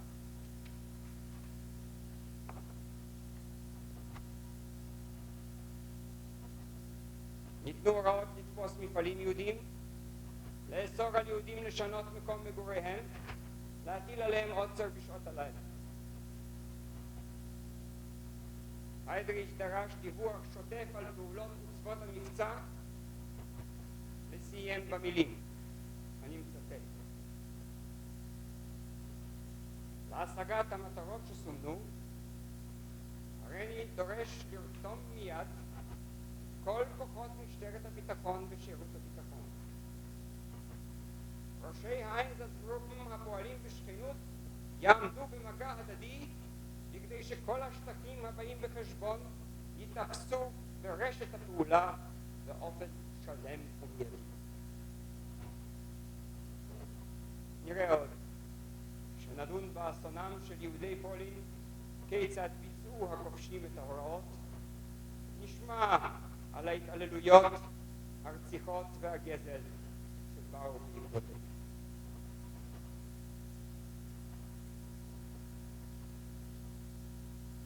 אולם רק סמוך לפלישתם לברית המועצות עברו שלטונות גרמניה הנאצית לפתרון הסופי במובן החדש, במובן ההשמדה הגמורה. ב-31 ביולי 41 הורה גרינג להיידריש לאמור, אני מצטט: בהשלמה למשימה שהטלתי עליך בצו מיום 24/1/39 לפתור את בעיית היהודים על ידי הגירה או פינוי בדרך שתראה מתאימה לפתרון אפשרי, הריני מורה לך בזאת לנקוט כל ההכנות הדרושות במובן הארגוני, המעשי והכלכלי כדי להביא לפתרון כולל של הבעיה היהודית בתחום ההשפעה הגרמנית באירופה. כל הרשויות המרכזיות האחרות הנוגעות בדבר מצוות לשתף פעולה בנידון. הריני מורה לך עוד להגיש לי בהקדם תוכנית כוללת, Gesamtentwurf, לגבי האמצעים הארגוניים, המעשיים והכלכליים בכדי לבצע את הפתרון הסופי, Endlösung, המבוקש.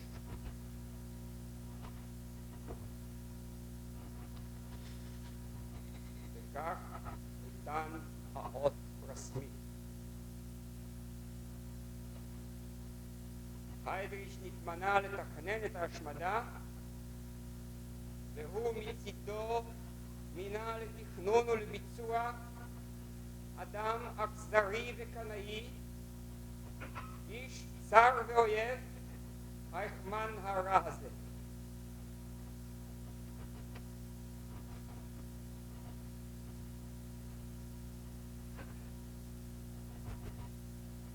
לקראת הפתרון הסופי החלו כבר לפני כן עוצבות כיבוש חדשות ומעשי רצח המוניים של יהודים באזורים מהם נסוג הצבא הסובייטי בקיץ וסתיו 1941. על מעשים אלה עוד נעמוד בפרק המשך. גירושים חלקיים והמוניים למזרח בוצעו מתוך גרמניה עצמה עוד קודם לכן. אך בברלין נעשתה אותה שעה מלאכת התכנון הכולל. באוגוסט 41 כתב אייכמן למשרד החוץ שלו כי ראוי למנוע הגירה, אני מצטט, להתחשב בהכנות לפתרון הסופי של בעיית יהודי אירופה. הכנותיו אלה נסתיימו לפני נובמבר אותה שנה, שכן אז הוא כבר כתב באותו עניין על, אני מצטט, הפתרון הסופי הממשמש בה. באותו קיץ נמצא את אייכמן באושוויץ, מסדיר עם רודולף הס את הפרטים הטכניים השונים ובוחר את המקום הנוח להקמת מתקני השמדה. בסתיו טס אייכמן לקייב להתייצב בפני הימלר. הימלר קיבל כנראה דיווח מתאים ומשביע רצון, שכן ב-27 לאוקטובר 41 הוציא צו האוסר כל הגירה של יהודים משטחי השלטון הגרמני. יומיים לפני כן, ב-25 לאוקטובר 41, כתב וצל, פקיד מהמיניסטריון לשטחים הכבושים, כי הוסכם עם אייכמן להשתמש במתקני גז לפתרון הבעיה היהודית. איננו הרעות. התכנון נעשה, האמצעי נקבע. במקום הגירת היהודים תבוא הריגתם.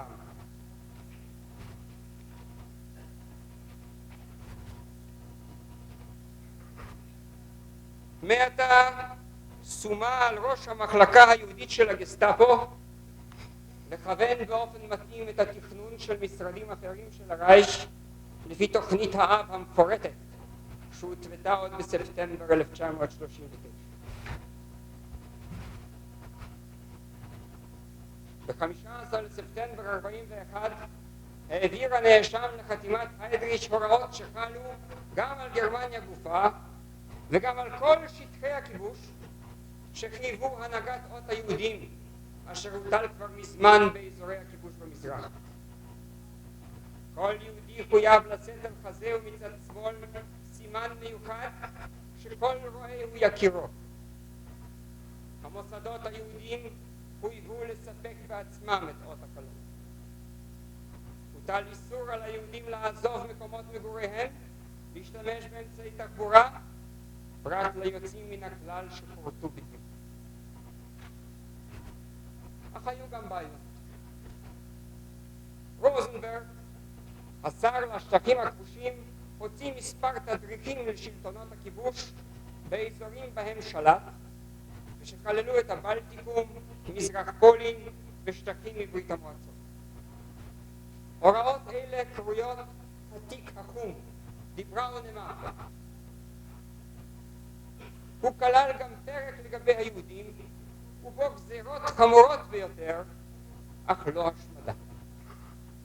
בעיית היהודים, כך נאמר שם, תמצא את פתרונה לגבי אירופה כולה לאחר גמר המלחמה. אך כאשר טיוטת התיק החום הגיעה לידיעת היידריש, הוא הגיב במכתב רב משמעות שתאריכו 10 לינואר 42. הוא לא הסכים להצעותיו של רוזנברג. הוא טבע כי תובנה בחשבון ההוראות המיוחדות שהוצאו כבר, ושכללו כידוע השמדה מוחלטת. וכך כתב, אני מצטט: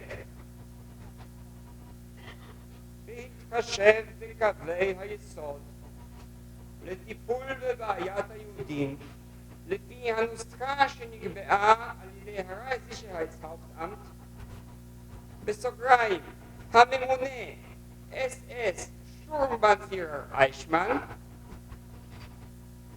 אבקשך להדפיס הוראותיך מחדש. עד כאן. ועוד באותו חודש העביר היידריש לרוזנברג את התיקונים המוצעים של איישמן לבראונמה. בגלל חשיבותו של המסמך אצטט ממנו בהרחבה. כל הפעולות בעניין היהודי בשטחי הכיבוש במזרח יש להעריך מנקודת השקפה זו שבעיית היהודים צריכה למצוא פתרונה לגבי כל אירופה. לפיכך יש לנקוט בשטחי הכיבוש במזרח בצעדים כאלה שלא יפריעו בכל דרך שהיא לפתרון שאלת היהודים, ועל ידי כך לסילוק היהדות, Ausscheidung des Judentums. דווקא בשטחי הכיבוש במזרח יש לשאוף לפתרון מהיר ביותר.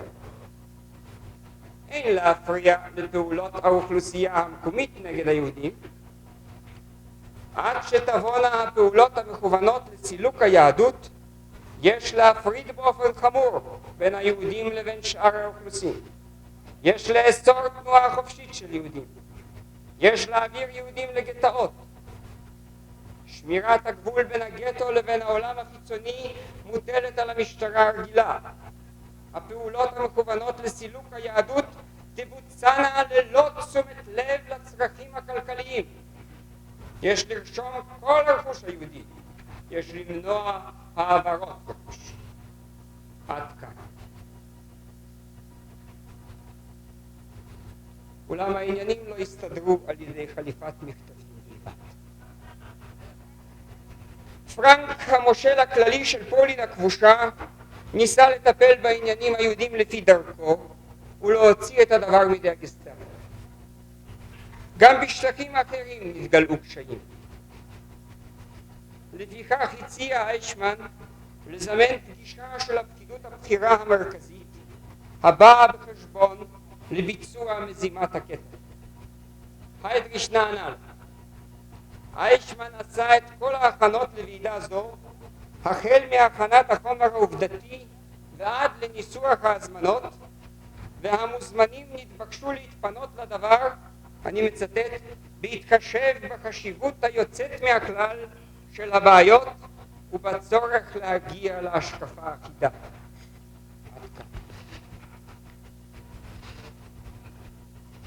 הוועידה נתקיימה ב-20 לינואר 1942 בפרבר גרוס ואנזה ליד ברלין. השתתפו בה האישים המרכזיים בדרגה של מנהלים כלליים של המשרד לשטחים הכבושים במזרח, של משרדי הפנים, המשפטים, החוץ, הכלכלה, הגזע וההתיישבות, נציגי המפלגה, נציגי הרייכסהאופטאמט, נציג הרייכסקנצלאי וכמובן אדולף אייכמן. היידריש נשא את הנאום המרכזי באותה ועידה לפי הנתונים שסופקו על ידי הנאשם. היידריש הזכיר את פקודת גרינג וקבע כבר בתחילה למניעת כל ספקות כי משרדו הוא הממונה באופן מרכזי על ביצוע הפתרון הסופי בכל אתר ואתר ללא כל התחשבות בגבולות גיאוגרפיים. הוא הזכיר את הניסיונות המעשיים שנעשו כבר במזרח ואת לקחם החשוב לפתרון הסופי. לאחר שסקר בקצרה את הצעדים שנעשו עד כה, אני מצטט, בקרב נגד האויב הזה, עד כאן, שמטרתם הייתה לדחוק את היהודים מהשטחים שהעם הגרמני גר בהם וממרחב המחיה שלו, הודיע כי הגירה זו הופסקה כבר בפקודת הימלר וכי כעת יתחיל לפי הוראות הפירר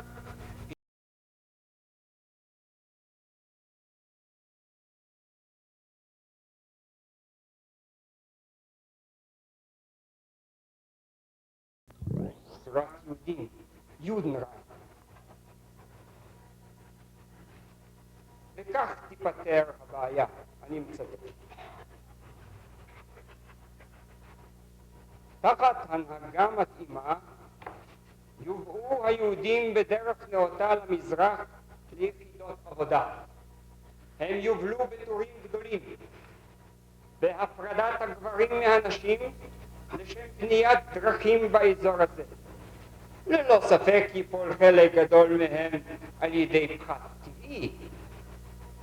המשקל שישאר, ושיהיה בוודאי בעל כושר התנגדות גדול, יהיה טעון טיפול מיוחד, זונדרבהנדלונג, כי הוא יהווה את היתרה הטבעית, אשר אם יינתנו לה תנאי ההתפתחות, תהווה גרעין לבניין היהדות מחדש, כפי שההיסטוריה מוכיחה. ביצוע הפתרון הסופי נסרוק את אירופה ממערב למזרח. היהודים יובלו לגטאות ומשם יועברו הלאה מזרחה. בארצות הכבושות ובארצות השפעתנו באירופה יפעל הממונה מטעם הרייכסהאופטאמט בתיאום עם ממונה מתאים של משרד החוץ. אנו נוכיח לכם כי ממונה זה של הרייכסהאופטאמט הוא אדולף אייכמן, וכן נוכיח כי טיפול מיוחד פירושו רצח.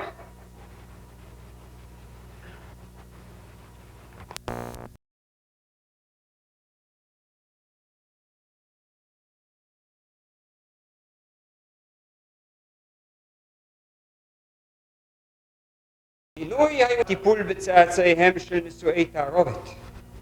בעיה זו הטרידה את מבצעי ההשמדה. כעיקרון נקבע כי בני תערובת מדרגה ראשונה, דהיינו כשאחד ההורים יהודי, דינם כדין יהודים גמורים, פרט לאלה שנישאו לגרמניות ושיש להם ילדים, או לאלה שיש לגביהם סיבות יוצאות מן הכלל על סמך פניות המוסדות העליונים של המפלגה והמדינה, אך סיבות כאלה תיבדקנה באופן יסודי. היוצאים מהכלל יורשו להישאר בגרמניה בתנאי שיסכימו לעיקורם.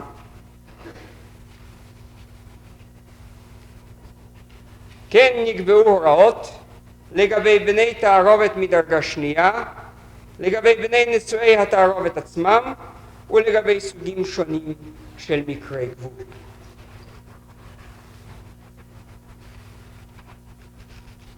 משרד הכלכלה ביקש לבלי לפנות לעת עתה יהודים העובדים במפעלי מלחמה חיוניים. היידריש נענה. נציג הממשל הכללי בפולין, דוקטור בילר, הודיע כי אצלם כבר הוחל בפתרון הסופי. ביקש לפתור הבעיה בכל המהירות, והודיע שרוב יהודי אזורו, כ2.5 מיליון, אינם מסוגלים כלל לעבודה. הוא הסכים כי ביצוע הפתרון הסופי מסור בידי הגסטאפו, והבטיח את מלוא התמיכה של שלטונות הגנרל גוברנמר, ביקש רק לגשת לפעולה בכל המהירות האפשרית. אחר כך הוחלפו דעות על, אני מצטט, האמצעים השונים של אפשרויות הפתרון, עד כאן, ונציג הממשל של שטחי המזרח, בדומה לנציג הממשל הכללי בפולין, ביקש להשלים את ההכנות שכבר נעשו בשטחיו, אך בעת ובעונה אחת למנוע ככל האפשר בהלה מהאוכלוסייה.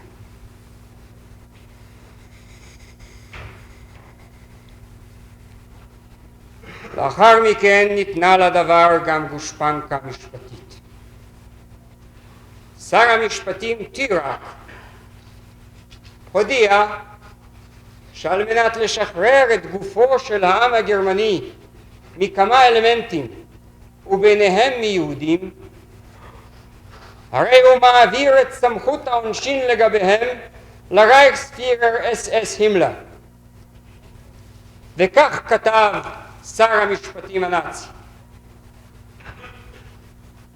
אני יוצא מההנחה כי ההליכים המשפטיים יוכלו לתרום אך במעט להשמדתם של בני גזעים אלה. נכון אמנם כי ניתנים עתה פסקי דין חמורים נגד אנשים אלה, אך אין זה מספיק להביא לתוצאה הנזכרת. אין גם טעם להחזיקם בבתי סוהר ובמקומות מעצר. לעומת זאת, מסירתם של אנשים אלה לידי המשטרה, שתהיה חופשית מהוראות הדינים הפליליים, תביא לתוצאות הרבה יותר טובות. עד כאן. זה היה הניצחון הסופי של ההפקרות על המשפט. כאן השלים הנציונל סוציאליזם את הידרדרותו. בכדי להשמיד את היהודים, הוא הקריב בגלוי את עצם קיומו של החוק. מעשה שאין לו תקדים בתולדות המשפט.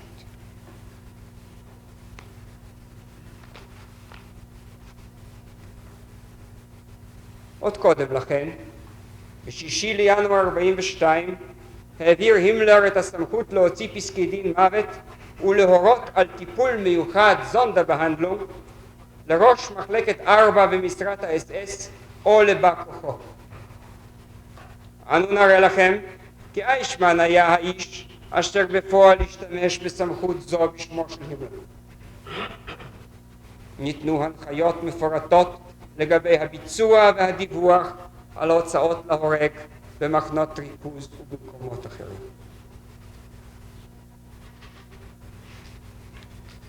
כבר הזכרתי כי עוד ב-41 מינה היידריש את איישמן לתכנון וביצוע השמדה. אישור מחודש לכך נמצא במכתבו של היידריש מ-26 לינואר 42, שהוכן על ידי מחלקתו של איישמן, בו נמסרה הודעה על ועידת ואנזה, כך כתב, אני מצטט, אשר לשמחת הכל גילתה אחדות דעות גמורה לגבי הצעדים המעשיים לביצוע הפתרון הסופי. עד כאן. משרד החוץ נתבקש למנות נציגו לישיבה שהממונה מטעם היידריש לעניין זה, אוברשטורמבנפירר איישמן, זימן ל6 למרץ 42. משרד החוץ שיגר את נציגו ראדם. הביצוע עבר אפוא לדרג המעשי. בשלב זה איישמן הוא כבר אחד ויחיד. מעתה נראה אותו יותר מבעבר, יחד עם חבר מרעיו, סורקים את אירופה, מהפירנאים ועד האורל, לריכוז יהודים ושילוחם למוות. בעזרת שלוחותיו בכל ארצות אירופה, לפת את העם היהודי כתמנון החונק את תרפו. איישמן פעל מעתה לא רק כאחד ממנהלי המדורים במשרד הביטחון הראשי של הרייך. הוא מיופה כוח אישי של היידריש, אשר שלטונות הרייך ראו אותו כקומיסר לפתרון בעיית היהודים. בית המשפט יועיל לשים לב לצורת המינוי הבלתי רגילה. גרינג, האיש השני ברייך, הפועל בעניין זה ללא ספק מכוחו ומטעמו של היטלר, מדלג על הרייכספירר אס הימלר ופונה ישירות להיידריש, ממנה אותו לאחראי על פתרון בעיית היהודים. היידריש שוב מדלג על ראש משרד 4 מילר וממנה ישירות את איישמן למיופה הכוח שלו. מינוי זה העניק לאיישמן כוח ועוצמה ללא שיעור, שמאחוריו פקודת הפירר עצמו.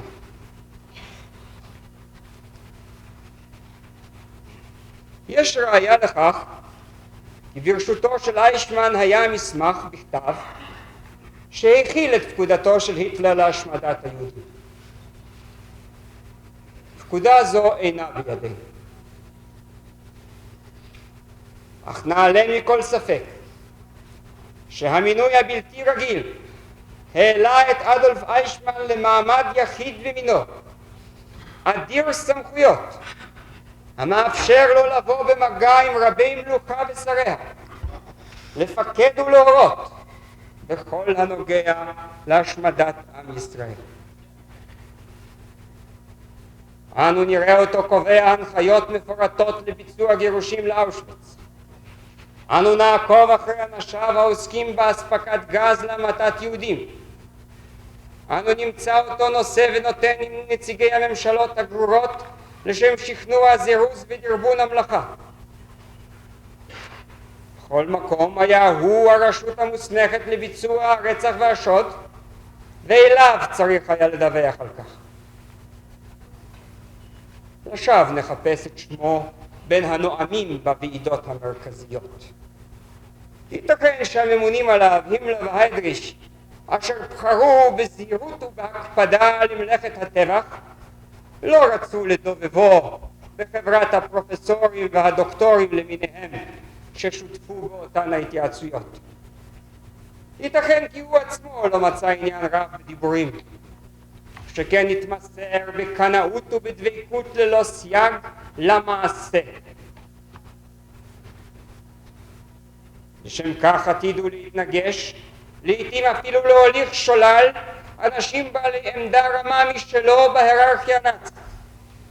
רק זה לא הטרידו כלל, שכן הוא חסה בצילו של הימלר הכל יכול. בשרי המדינות הכבושות ושליחיהן זלזל בגלוי. תוך שכנוע איום וכפייה השיג מהם את מבוקשו. חקיקת חוקים אנטי-יהודים, שלילת זכויות אדם ואזרח, איתור יהודים, ריכוזם בגטאות, שילוחם למחנות ההשמדה. בכל מקום פעל לפי נסיבות הזמן וצורכי השעה, אך לחצו המתמיד והאכזרי פעל פעולתו. כל דבר נוגע להשמדה ולהכנתה עניינו. אנו נראה אותו מבקר ובודק גטאות ורשה ולודז'. נעקוב אחריו כשהוא נוסע בסתיו 41 לגלובוצניק, מפקד האס-אס והמשטרה באזור לובלין, בכדי להעביר אישית את הפקודה הסודית להשמדה הפיזית של היהודים. הוא היה בטרבלינקה ובחלמנו, בהם השתמשו בגזים לשם השמדת היהודים. הוא ראה בחלמנו את מצעד היהודים הערומים שהופשטו מבגדיהם וחיכו לתורם למיטת חנק בגזים. הוא חזה בעקירת שיני הזהב מפיהם של קורבנותיו לאחר המתתם. הוא בדק את שיטת ההשמדה במכוניות פולטות גז בשלב המוקדם של ההשמדה ההמונית. נשלח לבחון את פעולות ההשמדה בעיריות של עוצבות המבצע האיינזצגרופן. הוא ראה אותם במינסק, שהמרצחים יורים בקורבנותיהם מאחור לתוך קברות מוכנים מראש. הוא ראה אותם רוצחים נשים וילדים. הוא ראה אותם יחידות בפעולותיהם נגד יהודים בסביבות לבוב, כשהדם פורץ מתוך הקבר כמו מגיזר, כדבריו הוא עצמו.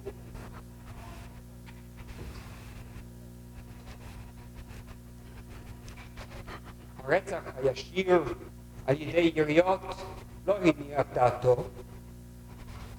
אנשינו יהפכו לסדיסטים, אמר.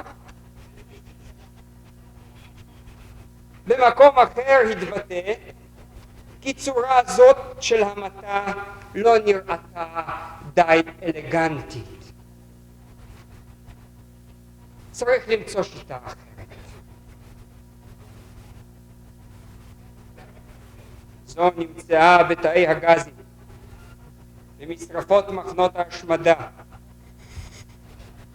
בהם היה מספר פעמים לבדיקת המתקנים, לעריכת סידורי המשלוח, למתן הוראות. שם גם ראה כיצד צורפים את הגוויות בשדה הפתוח. מאחר ומתקני ההשמדה הללו הניחו כבר כנראה דעתו, דאג לספק להם את קורבנותיהם.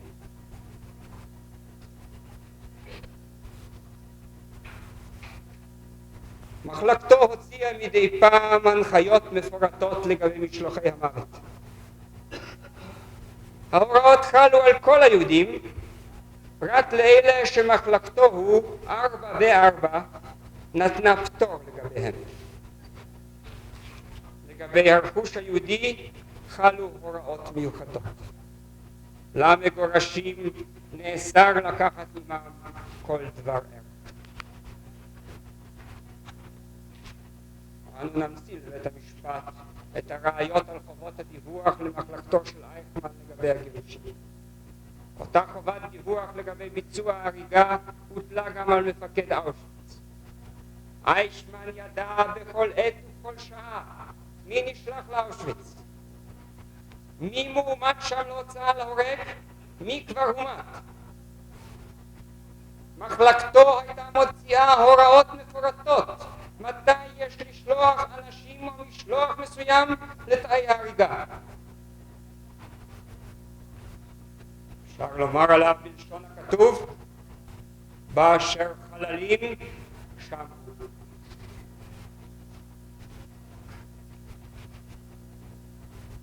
אנו נוכיח כי אייכמן ומחלקתו הפכו לכתובת המוסמכת של כל משרדי הרייך בענייני יהודים. אליו פונים ועל פיו יישק כל דבר.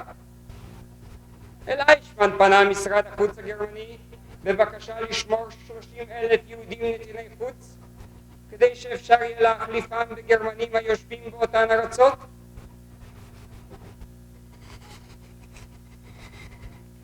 כאשר נראה לו כי רומניה מאפשרת יציאת יהודים בעלי אמצעים, הזעיק את משרד החוץ שלו כי עוד מעט יישארו ברומניה רק יהודים מחוסרי אמצעים, והוסיף, אני מצטט, למען ביצוע ללא תקלות של הפתרון הסופי של בעיית היהודים כמתוכנן, הרי אני מבקש למנוע התפתחות זו באמצעים מתאימים ומבקש להודיעני את מצב הדברים. עד כאן. כוונה ברורה. קיימת סכנה כי ברומניה יבוצע רצח ללא שוד, והרי לא כך תוכנן הפתרון הסופי.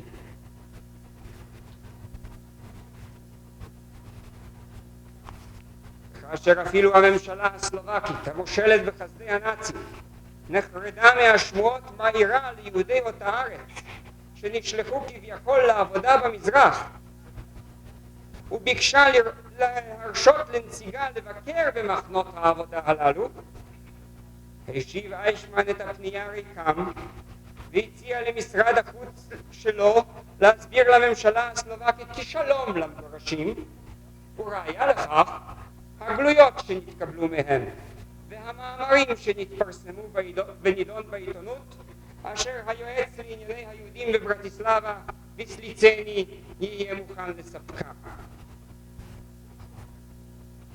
אולם השגריר הגרמני בברטיסלבה נתבע שוב להרשות את הביקור, ובעניין התערב טוקה, ראש ממשלת סלובקיה.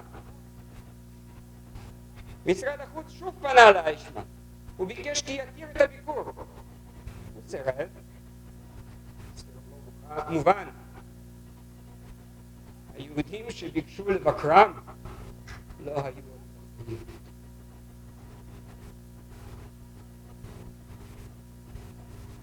הצעה להעלות 5,000 ילדים יהודים מהונגריה הועברה על ידי משרד החוץ הגרמני לטיפולו של איישמן. דוח על הפלגת אוניית עולים מספרד נמסר אליו. פניית הממשלה הספרדית בדבר רכוש שהוחרם בסלוניקי מיהודים מנתיני ספרד לטיפולו בגבול. משרד החוץ הגרמני התנצל בפניו על שהעז לתת הוראות בענייני יהודים למנהל בצרפת של וישי לאחר כניסת הצבא הגרמני לשם, והסביר כי עשה כן רק מחמת דחיפות העניין והיעדרו של איישמן מברלין אותה שעה. הכשלת עלייה לארץ זכתה אצל איישמן לתשומת לב מיוחדת.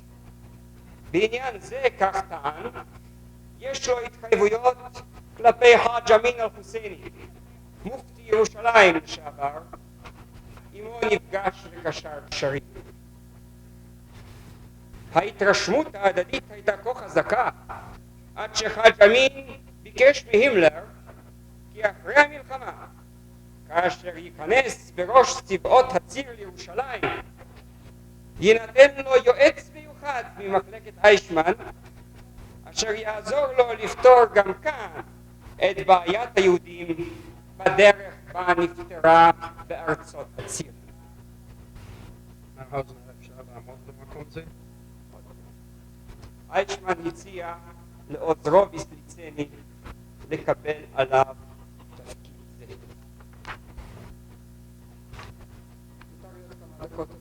בבקשה. האם זה לא מבסס את הסמכות המקומית של ישראל?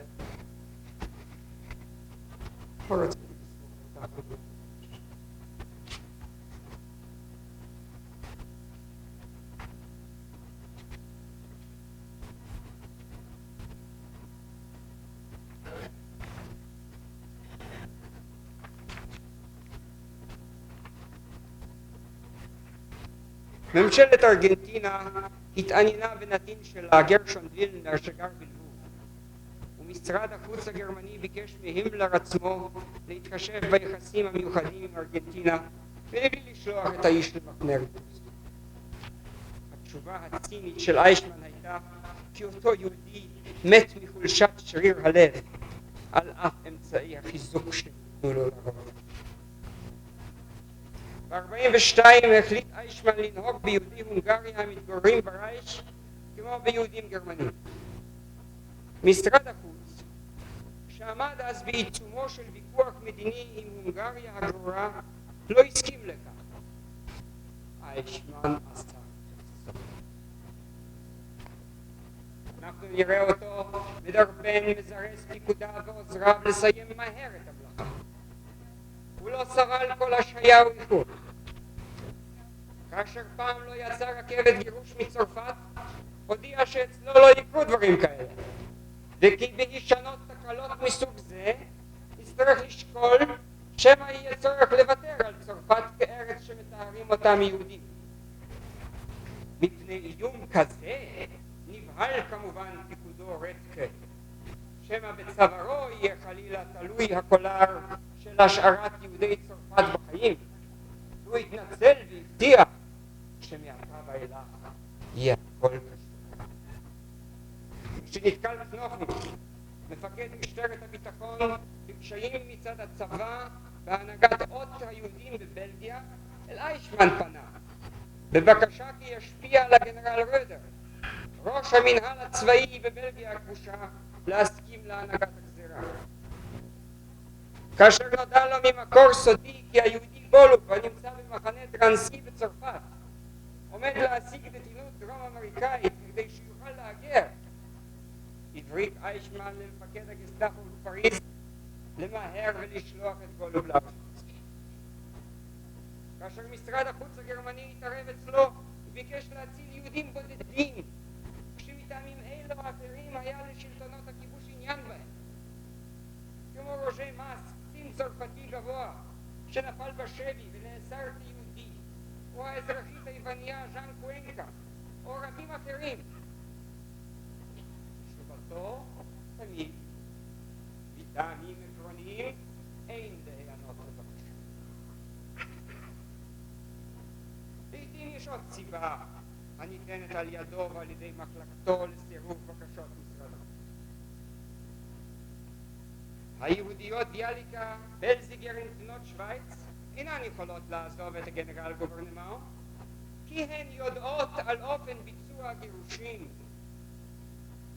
גם איש סוכנות העיתונות ההונגרית בוורשה, היהודי רז'ו סילאי, אינו יכול לחזור להונגריה כי הוא ראה דברים רבים מדי בוורשה, עליהם בוודאי ידווח בצורה בלתי נוחה על הרייך.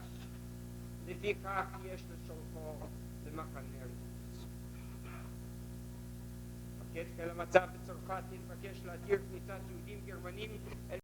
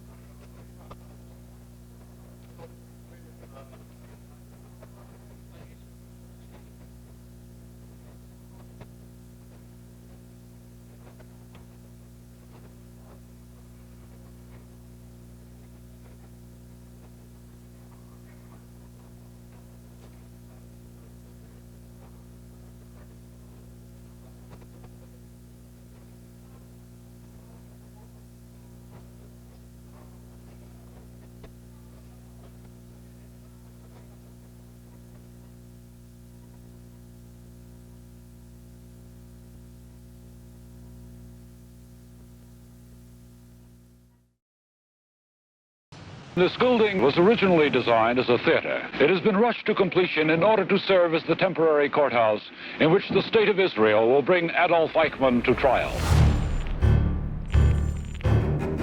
The 15-year hunt was over. Adolf Eichmann, most elusive of the major Nazi war criminals, will be tried in what some people call the trial of the century. I am against the trial. Why? I don't feel one man can pay for the crime of killing 6 million Jews. Do you think it's a good idea to remind people of all these things again? The responsible persons are dead now. This doesn't do any good. More than 700 reporters and cameramen have come to Jerusalem. This is always a page one story. There will be 750 spectators in the auditorium, and the accused man will step into a cabin of bulletproof glass. אדולף אייכמן, אתה מודה שאתה שותף לרצח של מיליונים יהודים. Da blieb mir ja nichts anderes übrig, da musste ich gehorchen, was befohlen war. No one is now in doubt that Eichmann is going to have a fighting defense. זה חתמת אתה. Nein, das stimmt nicht. Das stimmt nicht. Sehen Sie hier, dass tatsächlich Gideon Hausner Eichmann packen kann? sondern es ist ein ungewöhnlicher Angeklagter und man müsste eigentlich ungewöhnliche Methoden anwenden, um ihn irgendwie zu packen. Que tous ses comportements, que toute son attitude était normale. On peut devenir Eichmann sans cesser pour autant d'être normal.